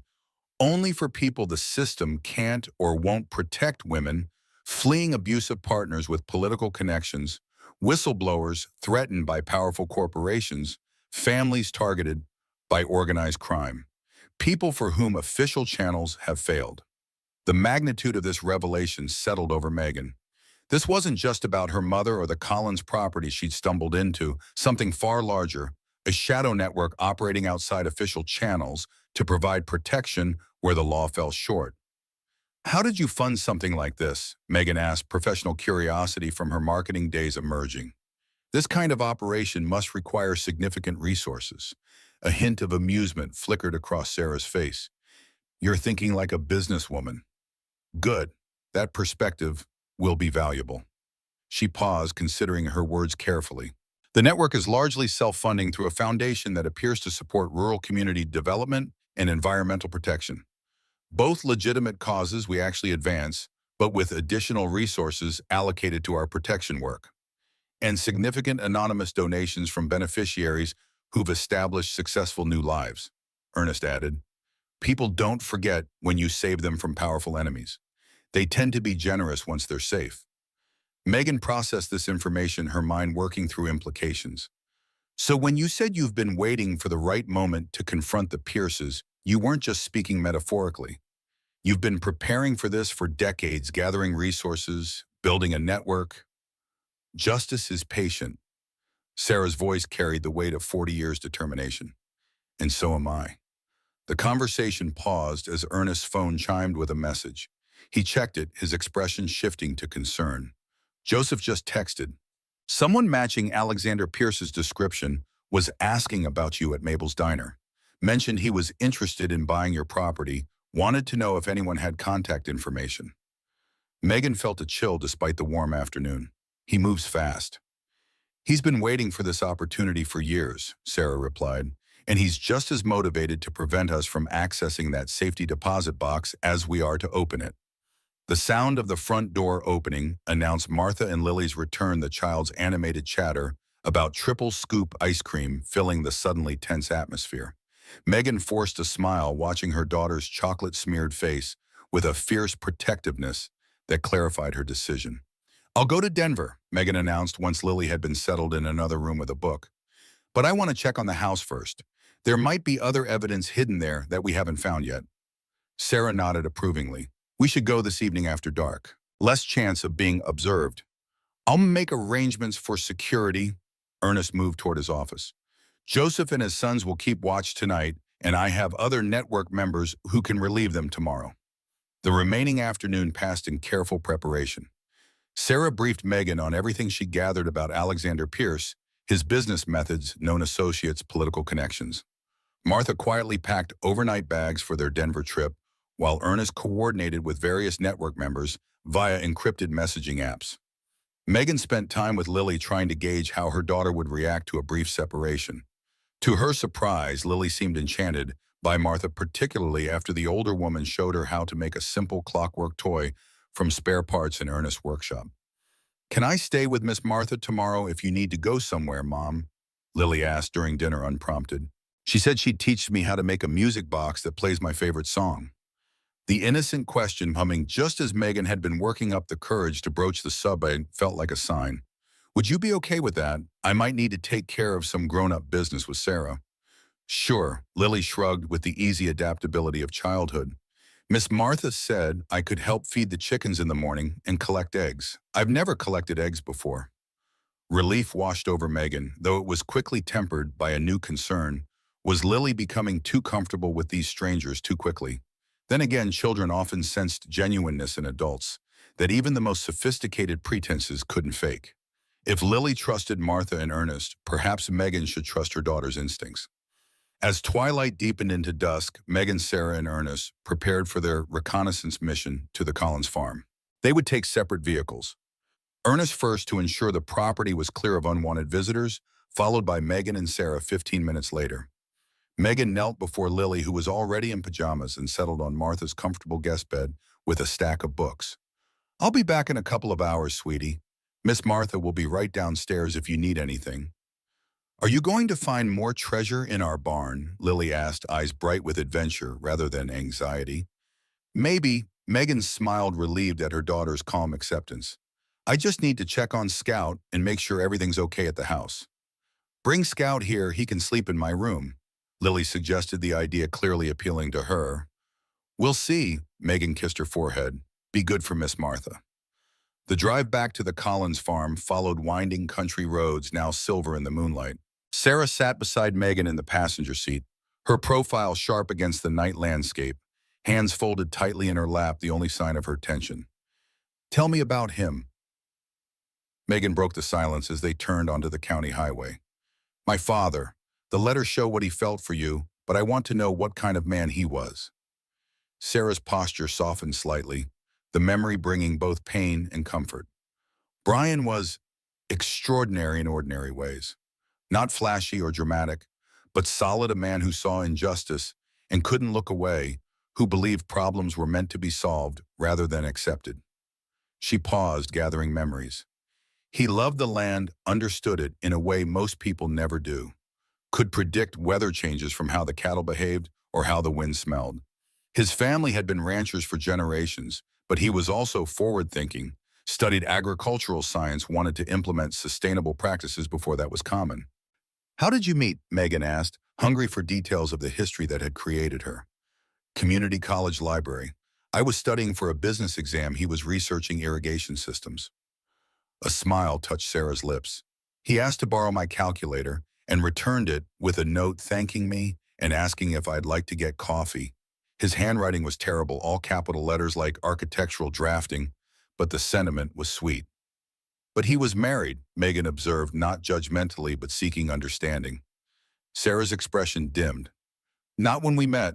His marriage to Rebecca came later, a business arrangement between families. The Stewarts were land-rich but cash-poor after a difficult decade. The Flemings had money but wanted the social standing of connecting to an established ranching family. She sighed the sound, carrying decades of regret. We'd been together almost 2 years when the families orchestrated the marriage. Brian tried to refuse, but his father's health was failing, and the ranch was deeply in debt. The Fleming money was the only thing that could save his family legacy. So you ended things. Megan navigated a sharp curve in the road, the headlights briefly illuminating a grazing deer that bounded away. We tried, Sarah admitted. For almost a year, we managed to stay apart. I dated other people. He tried to make his marriage work. But then we ran into each other at the county agricultural fair and she trailed off, the conclusion obvious. And 9 months later, I was born. Megan completed the thought. 8.5, actually. You were impatient even then. The gentle teasing bridged years of separation, creating a moment of ordinary mother-daughter banter that felt both strange and profoundly right. They fell silent as Megan turned onto the gravel driveway leading to the Collins farm. Ernest's truck was already parked behind the house, mostly hidden from the road. He emerged from the shadows as they approached, his expression tense. Coast is clear for now, but there are fresh tire tracks down by the south fence line. Someone's been here today. He gestured for them to follow him into the house rather than the barn. Let's check inside first, make sure nothing's been disturbed. Scout greeted them with enthusiastic barking, clearly relieved to see Megan after being alone for several hours. She knelt to reassure him while Sarah stood in the center of the kitchen, her eyes taking in every detail of the home that had once belonged to her family. "It's smaller than I remember," Sarah murmured, trailing fingers along the edge of the kitchen table. "The layout's the same, but the details are different. Dad's gun cabinet used to stand there." She pointed to an empty corner, now occupied by a bookshelf. "We should check the attic," Megan suggested, recalling where she'd hidden the boxes from the barn. "I put everything we found up there behind Lily's reading nook." The three moved through the house methodically, looking for signs of intrusion. Nothing seemed obviously disturbed, though Scout's behavior, sniffing intently at certain doorways and windows, suggested someone might have attempted entry without success. In the attic, Megan's heart sank as she discovered the hiding place emptied, the wooden box and tin container, both gone along with all their contents. "They found them," she whispered. "Everything we discovered is gone." Sarah's jaw tightened, but surprisingly, she didn't seem devastated by the news. "Expected, unfortunately, but it changes nothing. The most important evidence is still in Denver." "But the letters," Megan began. "Are copies," Sarah finished. Brian was methodical about documentation. "Everything important exists in multiple locations." Ernest, who had been examining the window, called them over. "Look at this." He pointed to barely perceptible scratches on the lock. "Professional work." They came prepared. "How did they get past Scout?" Megan wondered, rubbing the dog's ears absently.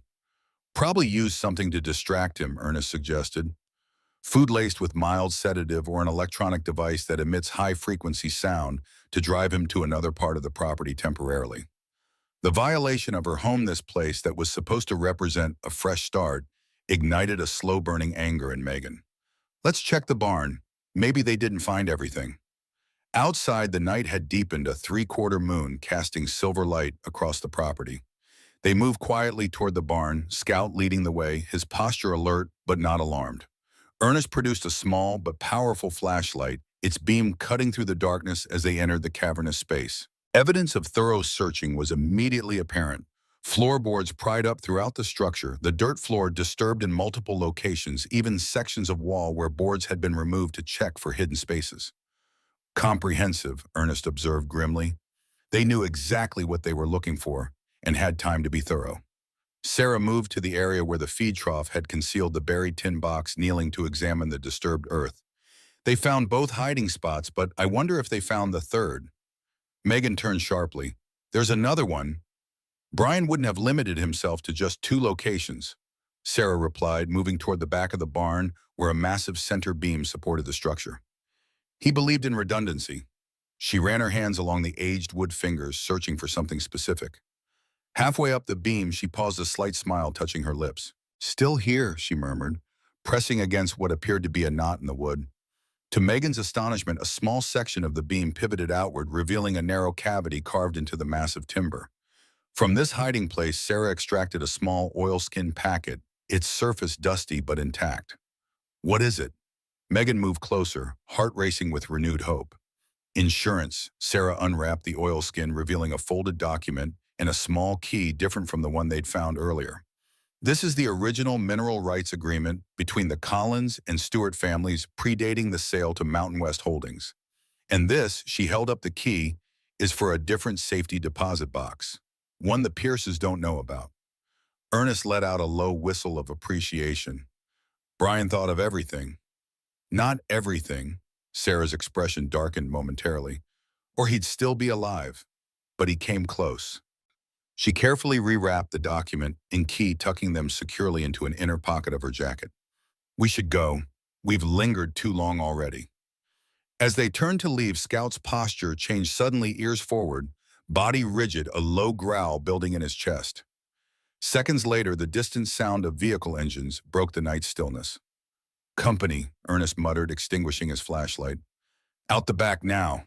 They slipped through the rear barn door just as headlights swept across the main entrance, illuminating dust motes and brilliant streams. From the safety of shadows behind the structure, they watched 2 SUVs pull up to the barn, their high-end styling distinctly out of place in the rural setting. 4 men emerged from the vehicles, led by a tall figure whose confident stride suggested authority. Even in the dim moonlight, His expensive suit and perfectly styled hair marked him as different from his companions. Alexander Pierce, Sarah breathed, her voice barely audible. I'd recognize that arrogant walk anywhere. Megan studied the man who had apparently orchestrated her father's death, driven her mother into hiding, and now threatened her own fresh start. He appeared to be in his 50s, fit and commanding, directing his companions with minimal gestures as they entered the barn. We need to go, Ernest whispered. If they find us here. The unfinished sentence hung in the air, its implications clear. They retreated silently toward the shadows behind the house where their vehicles waited, Gout padding noiselessly beside them, apparently understanding the need for stealth. As they reached Megan's car, Sarah paused, her expression torn between caution and determination. I could confront him now, end this tonight. And accomplish what? Ernest countered, his voice low but urgent. He has armed men with him, and we're unprepared. This isn't the moment, Sarah. For a second, Megan thought her mother might ignore the warning. 4 decades of hiding, of watching from a distance while others lived the life she should have had, the temptation to confront her enemy directly must be overwhelming. But then Sarah's shoulders relaxed fractionally, reason overcoming emotion. You're right, Denver first, evidence secure. Then we fight. They separated to their respective vehicles, planning to reconvene at Ernest's house. As Megan started her car, she caught sight of movement near the barn entrance. Alexander Pierce standing in the moonlight, head tilted, as though listening to the sound of their engines. For a brief, chilling moment, she felt certain he was looking directly at her, despite the distance and darkness separating them. Then the moment passed and they were driving away, leaving the Collins farm and its uninvited visitors behind. Back at Ernest's house, they found Martha waiting anxiously in the kitchen, relief washing over her face as they entered. Thank goodness! Joseph called, said he drove by and saw vehicles he didn't recognize at the farm. I was getting worried. Pierce and his men, Ernest confirmed, pouring coffee for everyone. They were searching the barn, probably hoping to find what we just recovered. But why now? Martha asked, keeping her voice low to avoid waking Lily upstairs. After all these years, why is he suddenly moving so aggressively? The lithium, Sarah replied, spreading the mineral rights agreement on the kitchen table. Global demand has skyrocketed with the shift to electric vehicles and renewable energy storage. What was a valuable deposit 20 years ago is now worth billions. Add to that Harold's death, removing his cautious restraint and Alexander's ambition to expand the family empire. Perfect storm, Megan finished the thought. And my purchase of the property forced his hand. He had to act before we discovered what we were sitting on. Too late, Sarah allowed herself a small smile of satisfaction, tapping the document. This agreement predates the sale to Mountain West Holdings. It establishes a joint mineral rights compact between the Collins and Stewart families that was never legally dissolved despite the subsequent land sales. With this and what's in the Denver safety deposit box, we can challenge not just the specific mining permits for your 40 acres, but potentially all of Pierce Development Group's operations on former Collins Stewart land. Which would cost them, Ernest prompted. Conservatively, several billion in future revenue, Sarah replied, plus potential fraud charges if we can prove they knew about the deposits when they forced the original sales. The magnitude of what they were up against settled over Megan, not just a wealthy businessman trying to acquire her property, but a powerful family protecting a multi-billion-dollar interest built on decades of deception and intimidation. What happens now? Megan asked, suddenly exhausted by the day's emotional and physical demands. We leave for Denver at first light.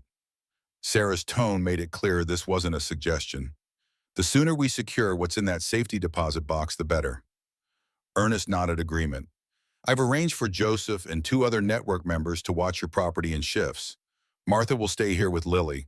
I'll drive you both to Denver safer if we're together. The plan made sense, but Megan found herself struggling with the rapid acceleration of events. 48 hours ago, she had been a single mother starting over in a new home. Now she was enmeshed in a decades-old conspiracy, reunited with a mother she never knew existed, and facing off against a powerful enemy, willing to use any means necessary to protect his interests. I should check on Lily. Megan rose from the table, needing a moment to process everything. Upstairs, she found her daughter sleeping peacefully. Scout now curled protectively at the foot of the bed. Ernest must have brought him up while they were talking. The domestic scene provided a momentary anchor in the churning sea of revelations and dangers. Megan sat gently on the edge of the bed, brushing a curl from Lily's forehead. In sleep, her daughter's features relaxed into an expression that suddenly startlingly reminded Megan of the photographs she'd seen of Brian Stewart. The genetic connection across generations, visible even in slumber, reinforced the reality of everything she'd discovered. "I'll keep you safe," she whispered to her sleeping child, "whatever it takes." Well, when she returned to downstairs, Sarah was alone in the kitchen, Ernest and Martha having retired to make preparations for tomorrow's journey. Mother and daughter regarded each other across the room, decades of separation crystallized in the space between them. "I missed everything." Sarah finally broke the silence, her voice tight with emotion. "Your first steps, first words, first day of school, your graduation, your wedding." She trailed off, composure threatening to crack. "Was she good to you, Evelyn?" "The best," Megan replied honestly. "Patient, supportive, loving.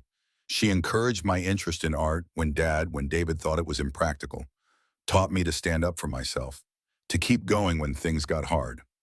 Sarah nodded, blinking rapidly. "She was always the strong one in the family.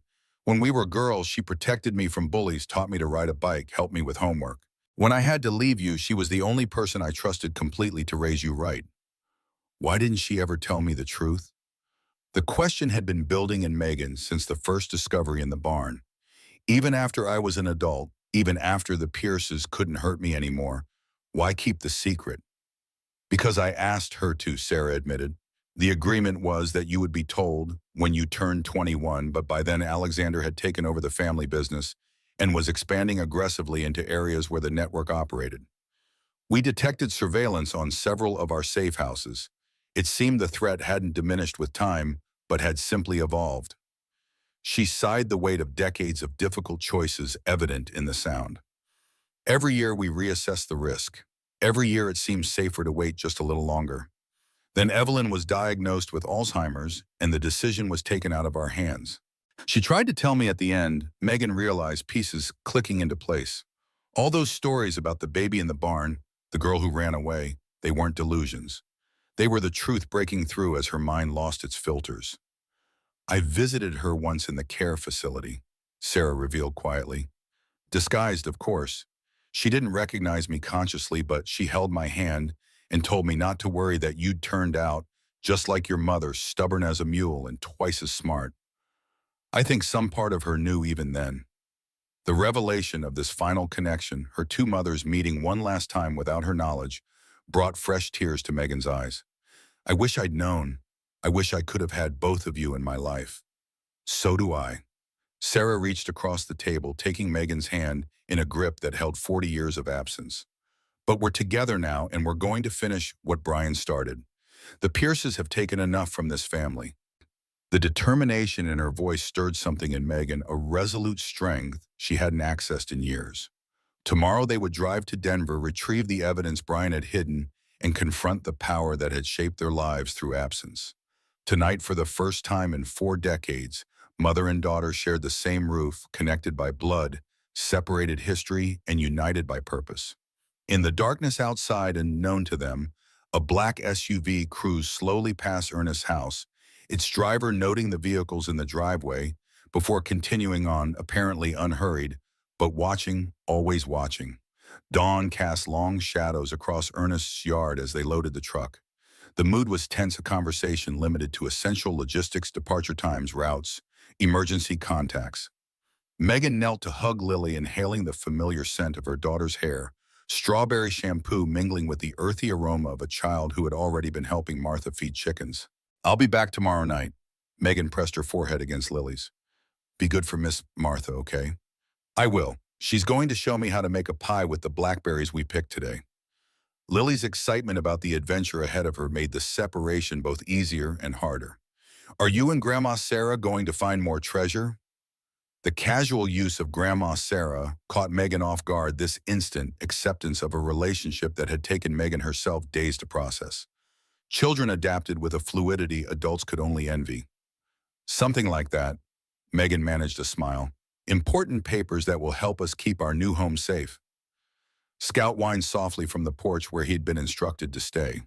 The decision to leave him with Lily had been difficult, but necessary. The dog would protect her daughter, and his presence at the bank might attract unwanted attention. Martha emerged from the house carrying a thermos and paper bag. Coffee and muffins for the road. Joseph called. He drove by your place this morning. Pierce and his men left around midnight, but there's a black sedan parked down the road with a clear view of your driveway. Ernest nodded grimly. Surveillance. They're watching to see if we return. Good thing we planned an alternative route back. The first hour of their journey passed in vigilant silence. Ernest drove, eyes constantly checking the rear-view mirror for signs of pursuit. Sarah sat beside him, the oilskin packet containing the mineral rights agreement and safety deposit key clutched in her lap like a talisman. Megan occupied the back seat, thoughts alternating between concern for Lily and processing the whirlwind of revelations about her origins. We're not being followed. Ernest finally broke the silence as they merged onto the interstate toward Denver. At least not obviously. Pierce probably assumes we're still in Pine Ridge. Don't underestimate him. Sarah's voice carried the weight of decades of caution. Alexander is smarter than his father, more patient. Harold would have confronted us directly by now, but Alexander plays chess, not checkers. The miles unspooled beneath them, Wyoming's open plains gradually giving way to Colorado's more dramatic landscape. Mountains rose on the horizon, their peaks still snow-capped even in summer. Megan found herself studying her mother's profile against this backdrop, noting the similarities in their features that she'd never recognized in a mirror. The slight arch of eyebrows, the way tension gathered at the corner of their mouths. Tell me about your life, Megan ventured, realizing how little she knew about the woman who had given birth to her. After you became Sarah Anderson. What was it like? Sarah continued, gazing out the window, but her expression softened slightly. Lonely at first, terrifying. I spent 6 months at a safe house near Neyland, barely leaving the property. Cried myself to sleep most nights, missing you, missing Brian, mourning the life that had been taken from us. She paused, collecting memories. Eventually I started rebuilding. Worked as a legal secretary while taking night classes. Law school came later, after I'd established my new identity firmly enough to risk the increased visibility. The network helped with documentation, references, the background needed to create a complete life. You never married, Megan asked, wondering if her mother had found some measure of personal happiness during those years of separation. Once, briefly, to another network member, actually a widower, with his own reasons for keeping a low profile. Robert Anderson. Good mankind, but we were more partners than lovers. The marriage provided additional legitimacy to my identity, mutual protection. When he died in 2003, I kept the name. On the revelation that her mother had constructed an entire alternate life marriage, included to maintain her safety, brought home the magnitude of what the Pierce family had stolen from them. Not just years together, but the very possibility of living authentically. Denver's skyline appeared in the distance, glass towers reflecting the morning sun. Ernest navigated through increasing traffic, eventually pulling into a parking garage 3 blocks from First National Bank of Colorado. Better to approach separately, he advised as he cut the engine. I'll go first, check for anything suspicious. Sarah, you follow 5 minutes later. Megan, wait another 5. We'll meet inside the bank. The precaution seemed excessive to Megan until she caught the tightness around her mother's eyes, the way Sarah's hand unconsciously checked the inner pocket where she'd secured the key and document. 40 years of vigilance had taught Sarah never to assume safety. Megan waited her allotted time, watching the minutes tick by on her phone before walking briskly toward the bank. Denver's business district hummed with weekday activity, professionals hurrying between meetings, couriers on bicycles weaving through traffic, food trucks setting up for the lunch rush. Normal life continuing all around her while she moved through a reality that felt increasingly detached from everyday concerns. Inside the bank, cool air conditioning and the hushed atmosphere of wealth enveloped her. Ernest sat in the waiting area pretending to read a financial magazine. Sarah stood at the service counter, speaking with a bank officer. Their careful orchestration of separate arrivals now seemed almost theatrical against the backdrop of banking routine. Sarah beckoned Megan over as the officer, a woman in her 50s, with an impeccable gray suit and carefully neutral expression, led them toward the vault area. Mrs. Anderson has explained that you'll be accessing her safety deposit box today. The officer addressed Megan with professional courtesy. I'll need to see your identification, please. Megan provided her driver's license, anxiety flickering as she realized the discrepancy between her documented identity as Megan Reynolds and their claim that she was Sarah Anderson's daughter. But Sarah had anticipated this challenge. "My daughter kept her married name after her divorce," Sarah explained smoothly. "Her birth certificate and my identification should be sufficient under your policies for family access." From her handbag, Sarah produced documents that Megan hadn't seen before: a birth certificate identifying Sarah Anderson as the mother of Megan Collins, along with what appeared to be adoption papers showing Megan's subsequent legal adoption by the Reynolds family. The network's attention to detail was impressive and slightly unsettling. The officer examined the documents, compared signatures, then nodded. "Everything appears to be in order. Please follow me." They were escorted into a private viewing room after retrieving the box, a standard-size safety deposit box, unremarkable except for what it potentially contained. Ernest remained in the lobby, keeping watch, while mother and daughter sat across from each other at a small table, the metal container between them like a time capsule from another life. Sarah's hands trembled slightly as she inserted the key and lifted the lid. Inside lay several folders, their edges yellowed with age, in a small leather pouch. She removed the contents, carefully, reverently spreading them across the table. Brian was methodical. Sarah's voice carried quiet pride. He documented everything. The first folder contained geological survey maps dated 1983 and 1984, with handwritten notations identifying mineral deposits across what had been Collins and Stewart land. Lithium was specifically highlighted in multiple locations with particular concentration on what was now Megan's 40 acres. The second folder held correspondence between Harold Pierce and various officials, county assessors, bank officers, the local judge, documenting what could only be described as a conspiracy to devalue Collins Stewart properties and force their sale. Several letters explicitly mentioned leveraging the Collins girls' situation to pressure Richard Collins into selling. "They used my pregnancy as a weapon." Sarah's tone hardened. The scandal of an unmarried mother, the daughter of a respected local family, having an affair with a married man, it was the perfect leverage in a small conservative community. The third folder contained photographs: Harold Pierce meeting with Brian's father-in-law, Harold, consulting with what appeared to be mining engineers on Stewart property, Harold shaking hands with the county judge outside the courthouse.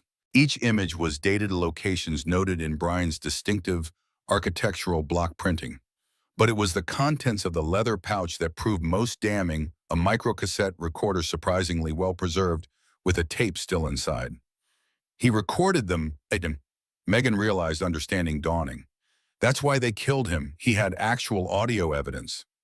Sarah nodded, handling the recorder like a live explosive. "We need to get this digitized immediately.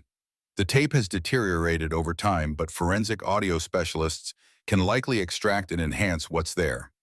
She carefully returned everything to the box except the recorder and one folder containing what appeared to be copies rather than originals. "We'll leave the originals secure here. If anything happens to us, Ernest knows who to contact to retrieve them." The matter-of-fact reference to their potential elimination sent a chill through Megan. This wasn't a movie or novel. The danger was real, demonstrated by Brian's fate 40 years earlier. As they exited the bank, Ernest fell into step beside them, his posture casual, but eyes constantly scanning their surroundings. "Everything in order. Better than we hoped." Sarah kept her voice low, despite the busy sidewalk. "Brian had audio recordings. We need to get them to Frank's son. He has a media digitization business with forensic capabilities." Ernest nodded, guiding them toward a coffee shop rather than directly back to the parking garage. "Change of plans. I just got word from Joseph. There's activity at Megan's place.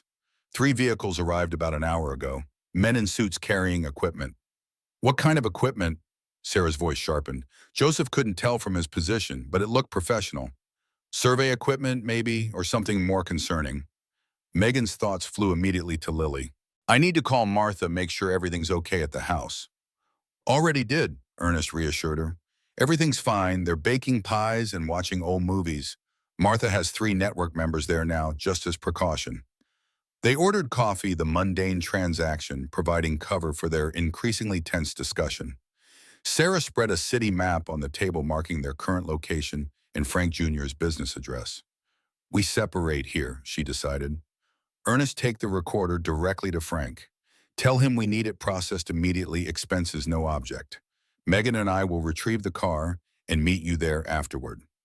Ernest frowned. Splitting up increases vulnerability. It also reduces the chance of losing everything if we're intercepted, Sarah countered. 40 years of caution doesn't disappear overnight, old friend. Something in her tone, perhaps the reference to their long history, convinced Ernest. He nodded reluctantly, accepting the pouch containing the recorder. 2 hours. If you're not at Frank's by then, I implement emergency protocols. The calm reference to emergency protocols reinforced for Megan that this network operated with contingencies for worst-case scenarios. What had seemed paranoid yesterday now felt like necessary prudence. After Ernest departed, Sarah led Megan through a circuitous route back toward the parking garage, doubling back twice and entering a department store to walk through and exit on another street. The evasion techniques would have seemed comical in any other context, but Megan found herself scanning faces, noting anyone who appeared to linger too long or change direction when they did. Is this really necessary? Megan asked as they paused in the cosmetics section, Sarah pretending to test perfumes while actually watching the store entrance through the security mirror. Probably not, Sarah admitted. But habits formed over decades die hard. Alexander Pierce wouldn't hesitate to hire professionals to recover what we took from that safety deposit box. The contents could potentially cost his company billions. They resumed walking, moving through the store's rear exit into an alley that connected to the next block.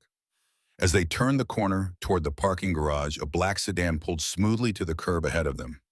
Keep walking, Sarah murmured. Don't change pace. Megan fought the instinct to freeze as two men emerged from the sedan, both wearing suits despite the summer heat, both moving with the purposeful confidence of those accustomed to intimidating others. Ms. Collins, the taller man called, using Sarah's original name with deliberate emphasis. Mr. Pierce would appreciate a few minutes of your time. Sarah continued walking, her stride unhurried but determined. I'm afraid you have me confused with someone else. My name is Anderson. The men moved to block their path, positioning themselves between the women and the parking garage entrance.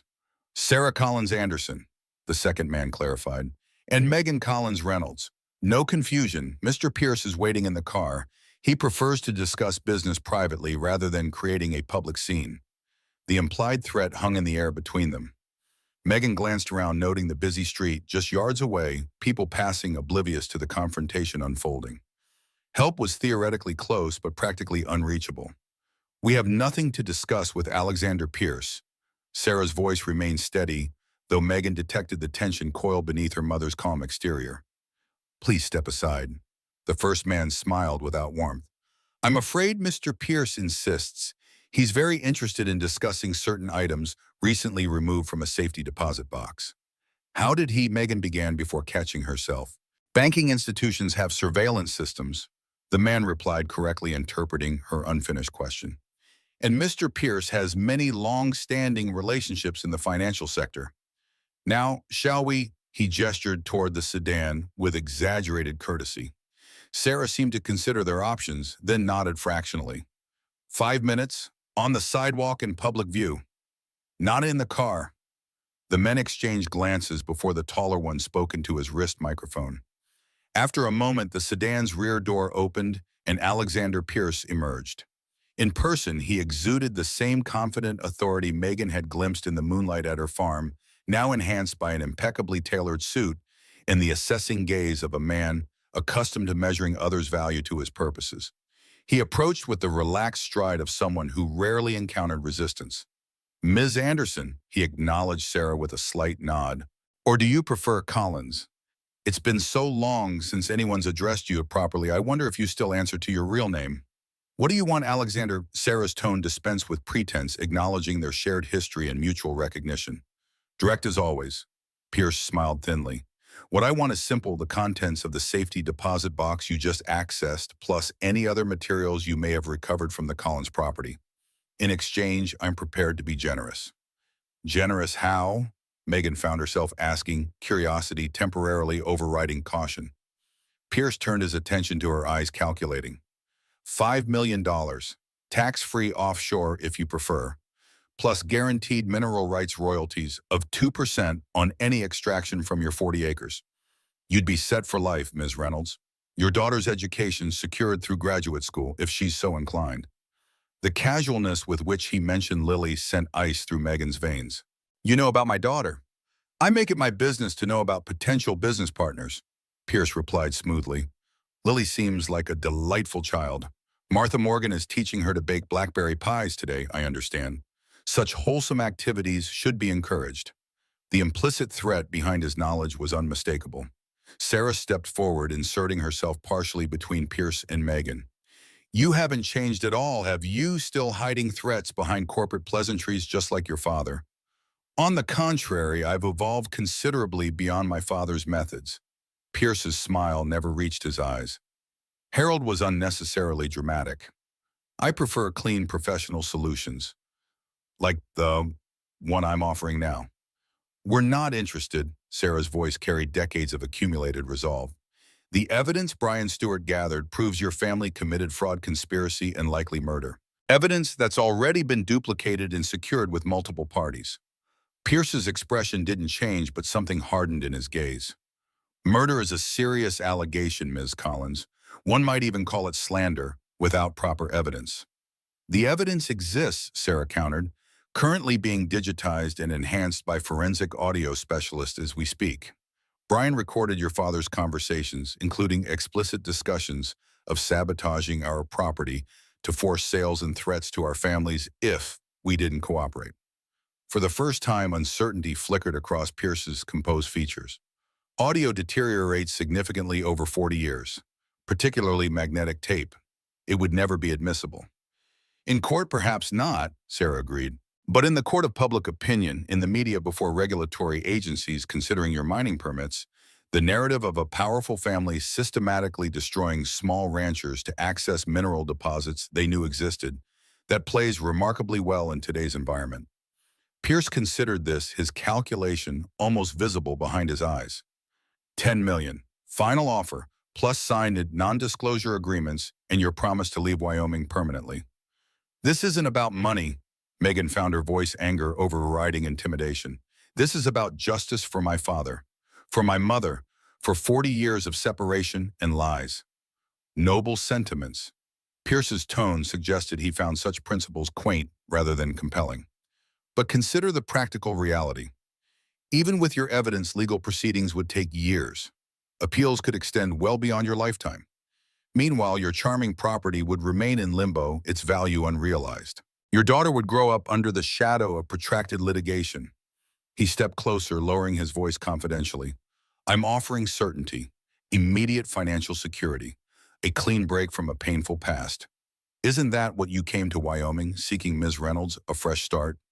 The offer was designed to divide them, appealing to Megan's practical concerns as a single mother, while undermining Sarah's 4-decade quest for justice. For a moment, Megan understood the insidious effectiveness of Pierce's methods. No overt threats, just reasonable-sounding propositions backed by implicit consequences for refusal. My fresh start includes my mother, Megan replied, moving to stand shoulder to shoulder with Sarah. In honoring my father's memory, you can keep your millions. Pierce sighed the sound, carrying a theatrical disappointment rather than genuine surprise. As you wish. But remember, I tried to resolve this amicably. He handed Megan a business card. When you reconsider, call that number. Direct line answered any time. The offer expires at midnight tomorrow. He turned to leave, then paused. Oh, and Ms. Collins, you might want to check on your friend Ernest. Traffic cameras caught him running a red light near Colfax Avenue about 20 minutes ago. Seemed to be in quite a hurry. With that parting comment, Pierce returned to his sedan, his associates following. The vehicle pulled smoothly into traffic, leaving Sarah and Megan standing on the sidewalk, the encounter's menace lingering like smoke. He knows about Ernest taking the recorder. Sarah's voice was tight with renewed urgency. We need to move now. They abandoned caution for speed, hurrying directly to the parking garage and retrieving Ernest's truck. Sarah drove, navigating Denver's streets with unexpected familiarity, taking turns aggressively enough to force Megan to brace against the dashboard. How does Pierce know so much? Megan asked as they sped across town toward Frank Jr.'s business address. About Lily baking with Martha, about Ernest's route. The network has been compromised. Sarah's knuckles whitened on the steering wheel. Possibly Joseph, he was at both locations and knew our plans, or someone close to Ernest. Pierce mentioned traffic cameras, but those records aren't instantly accessible without inside connections in law enforcement. The implications chilled Megan to the bone. If Pierce had infiltrated the network that had protected Sarah for 40 years, nowhere was truly safe. Frank's audio restoration occupied a nondescript commercial building in Denver's industrial district. As they pulled into the lot, Megan immediately noted the absence of Ernest's truck. The business appeared open, lights visible through tinted windows, but something about the quiet parking area triggered alarm bells. "Something's wrong," Sarah murmured, echoing Megan's thoughts. She parked but left the engine running. "Stay here while I check." "No." Megan caught her mother's arm. "We stay together. Pierce's men could be watching, waiting to separate us." Sarah hesitated, then nodded. "Use your phone. Call Ernest first, then Frank's business number." Megan tried Ernest's number, stomach tightening when it went straight to voicemail. The call to Frank's business rang several times before being answered by an unfamiliar male voice. Frank's audio. "How can I help you?" "I'm looking for Ernest Morgan." Megan kept her tone casual despite her racing heart. "He was supposed to meet us there." A slight pause. "No Ernest Morgan here. You must have the wrong address." "Is Frank available?" Megan pressed instinct, telling her something was off. "Stepped out for lunch. Want to leave a message?" The voice remained professional, but somehow flat rehearsed. Sarah gestured for Megan to hang up. "Pierce's people," she whispered once the call ended. Frank would never leave during a business day without setting his answering service. And the man who answered didn't ask for your name or number. "What about Ernest?" Fear clutched at Megan's throat. "And the recorder. Emergency protocols." Sarah's expression hardened with resolve. If Ernest suspected trouble, he wouldn't have entered the building. He would have implemented our contingency plan. She put the truck in reverse, backing out of the parking space. "We need to get somewhere safe, regroup, and contact other network members. If Pierce has compromised some of our people, we need to identify who remains trustworthy." As they pulled away from Frank's business, Megan noticed a black sedan similar to Pierce's turning into the lot behind them. "We're being followed." "Not for long," Sarah's voice carried grim determination as she accelerated, cutting across lanes to make a sudden turn.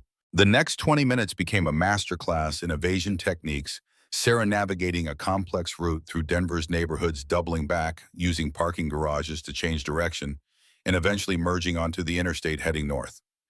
"Where are we going?" Megan asked once it became apparent they'd lost their tail.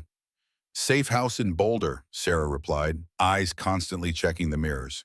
"Maintained by network members Pierce doesn't know about. We need to contact Martha, make sure Lily's secure." Megan's phone showed no service, whether from the mountainous terrain or deliberate interference she couldn't tell. The thought of her daughter potentially in danger while she was unable to even call sent panic rising in her chest. "Martha has protocols too." Sarah seemed to read her thoughts. "If she suspects any threat to Lily, she'll move her immediately to another secure location. The network has multiple fallback positions." The drive to Boulder took nearly an hour, Sarah maintaining a careful balance between speed and caution. The safe house proved to be an ordinary-looking craftsman bungalow on a quiet residential street indistinguishable from its neighbors, except for subtle security features. Megan wouldn't have noticed without Sarah pointing them out. Cameras disguised as outdoor lighting fixtures, reinforced window frames, a side entrance with a particularly robust door. Sarah used a key from her ever-present bag to enter through this side door, quickly disarming the security system with a code. The interior was simply but comfortably furnished with the anonymous feel of a well-maintained rental property. "Check for reception," Sarah instructed, moving directly to a bookshelf that concealed a hidden panel. From this compartment, she extracted a satellite phone. "I'll try to reach Ernest through secure channels." Megan found her cell phone now had signal, though weak. She immediately called Martha's number, relief washing over her when the older woman answered on the second ring. "We're fine," Martha assured her before Megan could even ask. "Ernest contacted us about the situation. We've moved to location 3 with Lily and Scout. She thinks it's an adventure, a treasure hunt game." "Thank God." Megan's knees nearly buckled with relief. "Is she okay? Can I speak to her?" "She's helping gather eggs at the moment. I can have her call you back in 10 minutes. Are you and Sarah safe?" For now, Megan glanced at her mother, who was speaking in low, urgent tones on the satellite phone. "We're at the Boulder location. Have you heard from Ernest directly? Not since his initial alert. Martha's voice carried concern beneath her calm exterior. That's not necessarily worrying. Protocol dictates minimal communication during active threat scenarios. The careful language reinforced for Megan how thoroughly her life had changed in just 3 days, from marketing professional and single mother to participant in what felt increasingly like a spy thriller, complete with safe houses and emergency protocols. Sarah ended her call expression grim. Ernest never reached Frank's. He spotted surveillance and implemented diversion procedures. He's safe but had to abandon the truck and the recorder. The loss of the critical evidence hit Megan like a physical blow. Pierce has the recordings. Not yet. Sarah's tone held surprising confidence. Ernest created a decoy package before he left the bank, similar size and weight to the recorder pouch. He switched them when he spotted the tail left the real recorder with a trusted contact. Classic misdirection. So the evidence is safe. Hope flickered through Megan's exhaustion. For now, but we need to move quickly. Pierce will realize he has a decoy soon if he hasn't already. And with part of our network compromised, our window of security is limited. Sarah unfolded a detailed map of Wyoming on the small dining table. Pierce's people are at your property right now, which suggests he's accelerating his timeline, probably attempting to establish possession before we can mobilize our evidence. What do we do? Megan felt overwhelmed by the chess game they'd been thrust into, where the stakes included not just property and money, but potentially their lives. We need to reestablish control of your property immediately. Sarah tapped a finger on the map where Megan's 40 acres lay. Wyoming adverse possession laws are relatively favorable to the original deed holder, but only if we can prove continuous intent to occupy. If Pierce's people establish unchallenged presence for even a few days, it complicates our legal position. So we go back. Megan stated the simplicity of the direct approach and appealing after hours of evasion and subterfuge. Yes, but not alone. Sarah reached for the satellite phone again. I'm calling in reinforcements, legitimate reinforcements. It's time to elevate this beyond Pierce's sphere of influence. While Sarah made calls, Megan finally spoke with Lily, her daughter's cheerful description of collecting eggs and helping feed horses, confirming Martha had indeed taken her to what sounded like a working ranch. The normality in Lily's voice provided an anchor amidst the chaos, a reminder of what Megan was fighting to protect. By evening, Sarah had assembled what she called their counterstrike team, a state environmental regulator, 2 deputies from a neighboring county outside Pierce's influence, and a reporter from the Denver Post who specialized in corporate accountability stories. Ernest remained unreachable, but had apparently sent word through secure channels that he would meet them at the Collins property the following morning with the recovered recorder and critically a digitized copy of its contents. We need to be on site when Pierce's people arrive tomorrow, Sarah explained as they reviewed the plan, with witnesses' evidence and legal representation. He's expecting us to hide to run. Instead, we're bringing the fight directly to his doorstep. The boldness of the strategy both terrified and exhilarated Megan. After days of reaction and retreat, they were seizing the initiative. Still, doubt nagged at her. What if Pierce escalates? He's already demonstrated he's willing to use intimidation. What's to stop him from using more direct methods? Sarah's expression darkened with memories. Pierce operates through proxies and plausible deniability. He'll threaten, manipulate, even sabotage, but always with layers of distance between himself and the actual dirty work. That's why we need witnesses and documentation. We remove his protection of deniability. They spent the night at the safe house, taking turns on watch, despite the security systems. Neither mother nor daughter could quite trust sleep with the stakes so high. In those quiet hours, they talked, really talked, filling in the gaps of their separate lives. Sarah shared stories of Megan's first weeks of life before the separation. Megan described growing up with Evelyn and David, her college years, her failed marriage, her hopes for Lily. I wish you could have known Brian, Sarah murmured as dawn approached. You have his determination, his sense of justice, and his smile exactly his smile. I'm starting to know him through you. Megan replied, the connection to her biological father growing stronger with each story Sarah shared. And through what he left behind, not just evidence but purpose. He started this fight knowing he might not finish it, but believing it mattered anyway. Sarah reached across the small space between their chairs, clasping Megan's hand. He would be so proud of you, not just for continuing his fight, but for the woman you've become, the mother you are to Lily. That would have mattered to him more than any mineral, rights, or property. The moment of connection transcended the decades of separation, a bridge across time that allowed mother and daughter to recognize not just their physical similarities, but their shared values, their common core of resilience. They departed Boulder before sunrise, driving the replacement vehicle the network had provided, an unremarkable SUV with tinted windows and Wyoming plates. Sarah remained hypervigilant throughout the journey north, but they encountered no obvious surveillance or pursuit. By mid-morning, they were approaching Pine Ridge on the back roads, avoiding the main highway where they might be more easily spotted. Joseph texted. Megan checked her phone as they turned onto the county road leading to her property. Pierce's people are already on site. 4 vehicles, at least 8 men. They've set up some kind of equipment near the barn. Survey equipment, most likely. Sarah's jaw tightened. Establishing preliminary mining infrastructure to strengthen their claim of legitimate business activities.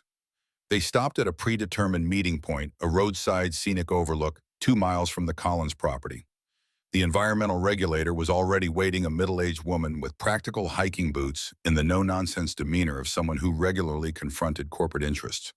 The deputies arrived minutes later, followed by the reporter in a compact hybrid car emblazoned with Denver Post insignia. "Where's Ernest?"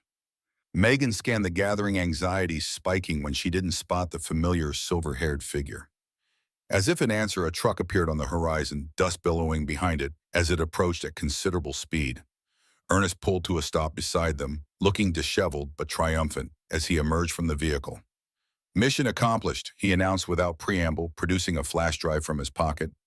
Fully digitized, enhanced, and verified by Frank's colleague in Boulder. Pierce's men got the empty pouch from Frank's office, but they never had the recorder. Sarah accepted the drive with the reverence of one handling a religious relic. And the original? Secured in 3 separate locations as backups, Ernest confirmed, plus copies with trusted legal contacts who will release them to authorities and media if anything happens to us. The thoroughness of these precautions emphasized the stakes for which they were playing. This wasn't just about Megan's 40 acres anymore. It was about exposing decades of corporate corruption that had destroyed families and communities. With their team assembled, they proceeded toward the Collins property in a small convoy, the official vehicles of the environmental regulator and deputies leading the way. As they approached the farm's entrance, they could see activity around the barn, men in hard hats moving between equipment, temporary floodlights set up despite the daylight, the unmistakable profile of Alexander Pierce supervising from beside a black SUV. Their arrival created immediate disruption. The deputies pulled directly into the driveway, blocking the path of a truck that appeared to be departing. The environmental regulator positioned her vehicle across the entrance to the barn area, effectively cutting off access to whatever operation was underway inside. Pierce's reaction was visible even from a distance. First surprise, then calculation. Finally, a mask of corporate composure as he straightened his tie and began walking toward the new arrivals. "This is private property," he called as they exited their vehicles. "You're trespassing on a legitimate business operation." Actually, Megan stepped forward, the mineral rights agreement in hand. "This is my property, and you're conducting unauthorized activities without the property owner's consent." The environmental regulator moved to Megan's side badge, prominently displayed. Wyoming Department of Environmental Quality. "We've received reports of unauthorized ground disturbance and potential contamination activities at this location. All operations are suspended pending full environmental review." Pierce's confident facade cracked slightly as he assessed the official presence. "We have the necessary permits for preliminary geological assessment." "Not on this parcel," Sarah interrupted, stepping forward with the documentation they'd recovered. "The mineral rights for this property are subject to a prior agreement between the Collins and Stewart families that supersedes any subsequent transfers. As legal representative for both families, I am revoking any permission for exploration or development activities." Pierce's gaze locked onto Sarah, decades of enmity crystallized in that single look. "That agreement is nearly 50 years old and has no bearing on current operations. My legal team will be happy to clarify this for you in court. Court will certainly be involved. Ernest agreed, joining them with the flash drive now connected to a tablet, along with federal prosecutors once they hear this. He pressed play, and Brian Stewart's voice emerged from the device's speakers, young, determined, but unmistakably similar to the tone Sarah had described in her stories. The recording was scratchy with age, but clearly enhanced through modern technology, the words distinct despite background noise. Confirming again that you were aware of the lithium deposits before approaching either family about selling, Brian's voice asked. Of course we knew, Harold Pierce's voice replied, the arrogant confidence of wealth and power evident even across 4 decades. That's how business works, Stewart. We identify resources, acquire them at advantageous prices, develop them for profit. The fact that your father-in-law and Collins were too short-sighted to conduct their own surveys isn't my problem. And the accidents at both ranches, Brian pressed. The contaminated well water at Collins' place, the barn fire at mine, coincidences. A laugh chilling in its casualness. Let's call them business incentives. Sometimes people need motivation to make sensible decisions. Your father-in-law needed financial pressure. Collins needed scandal involving his precious daughter. Different leverage points, same result. The reporter had moved closer, recording the playback with professional interest while the deputies maintained positions blocking Pierce's associates from approaching. Alexander himself stood frozen, hearing his father's voice confessing to crimes that could destroy the family empire he'd inherited and expanded. Turn that off, he demanded, voice tight with barely controlled fury. That recording is clearly manipulated, inadmissible in any court. Perhaps, Sarah conceded, but admissible in the court of public opinion, admissible before regulatory bodies considering your permit applications, admissible to shareholders questioning your corporate governance. She stepped closer, 4 decades of waiting for this moment evident in her controlled intensity. You have a choice, Alexander, the same choice your father never gave us. Walk away now, withdraw all personnel from this property, abandon your permit applications for this parcel, and publicly acknowledge the Collins Stewart Mineral Rights Agreement as valid. In exchange, we limit public disclosure to the specific facts relevant to this property dispute.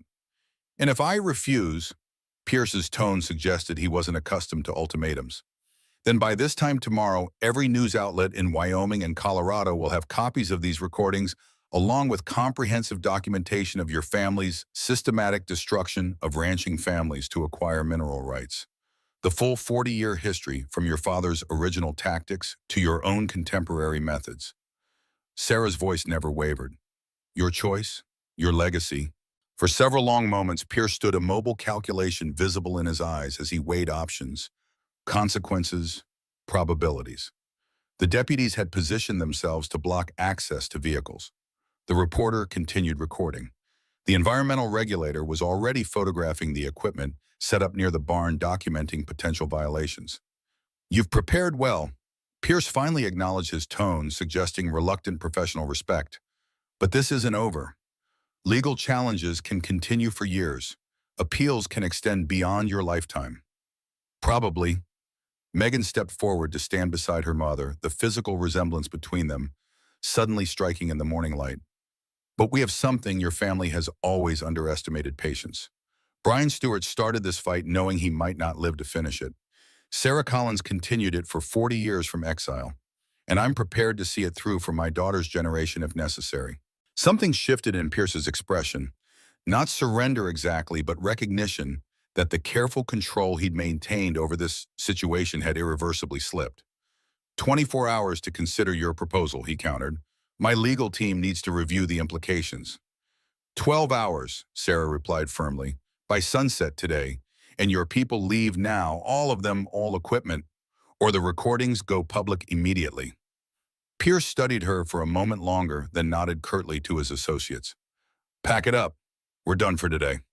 The activity around the barn shifted from installation to dismantling, workers quickly loading equipment back onto trucks under the watchful eyes of the deputies and environmental regulator. Pierce himself remained beside his vehicle, phone to ear, presumably consulting with legal advisors about their limited options.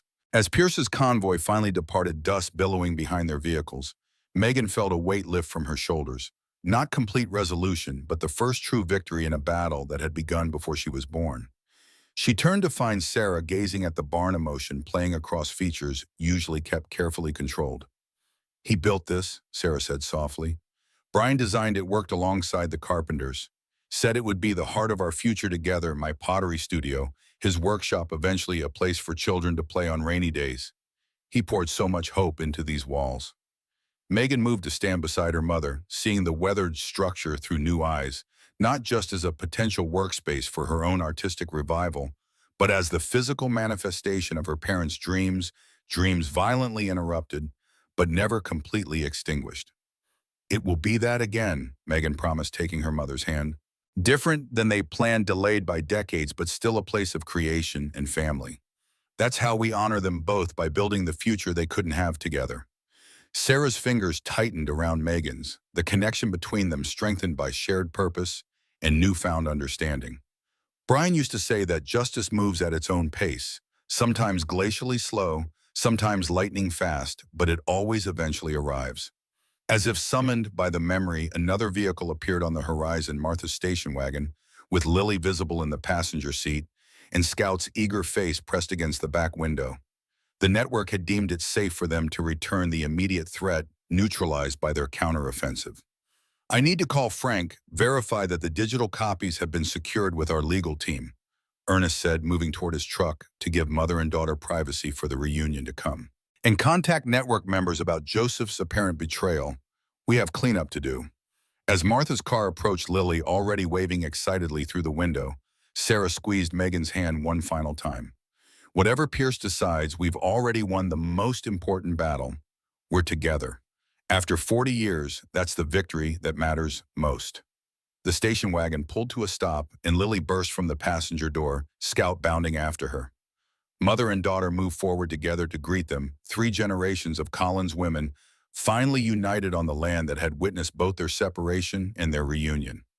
Behind them, the red barn stood, witness, weathered by time, but still standing like the truth it had protected for 40 years, waiting for the right moment to emerge into the light.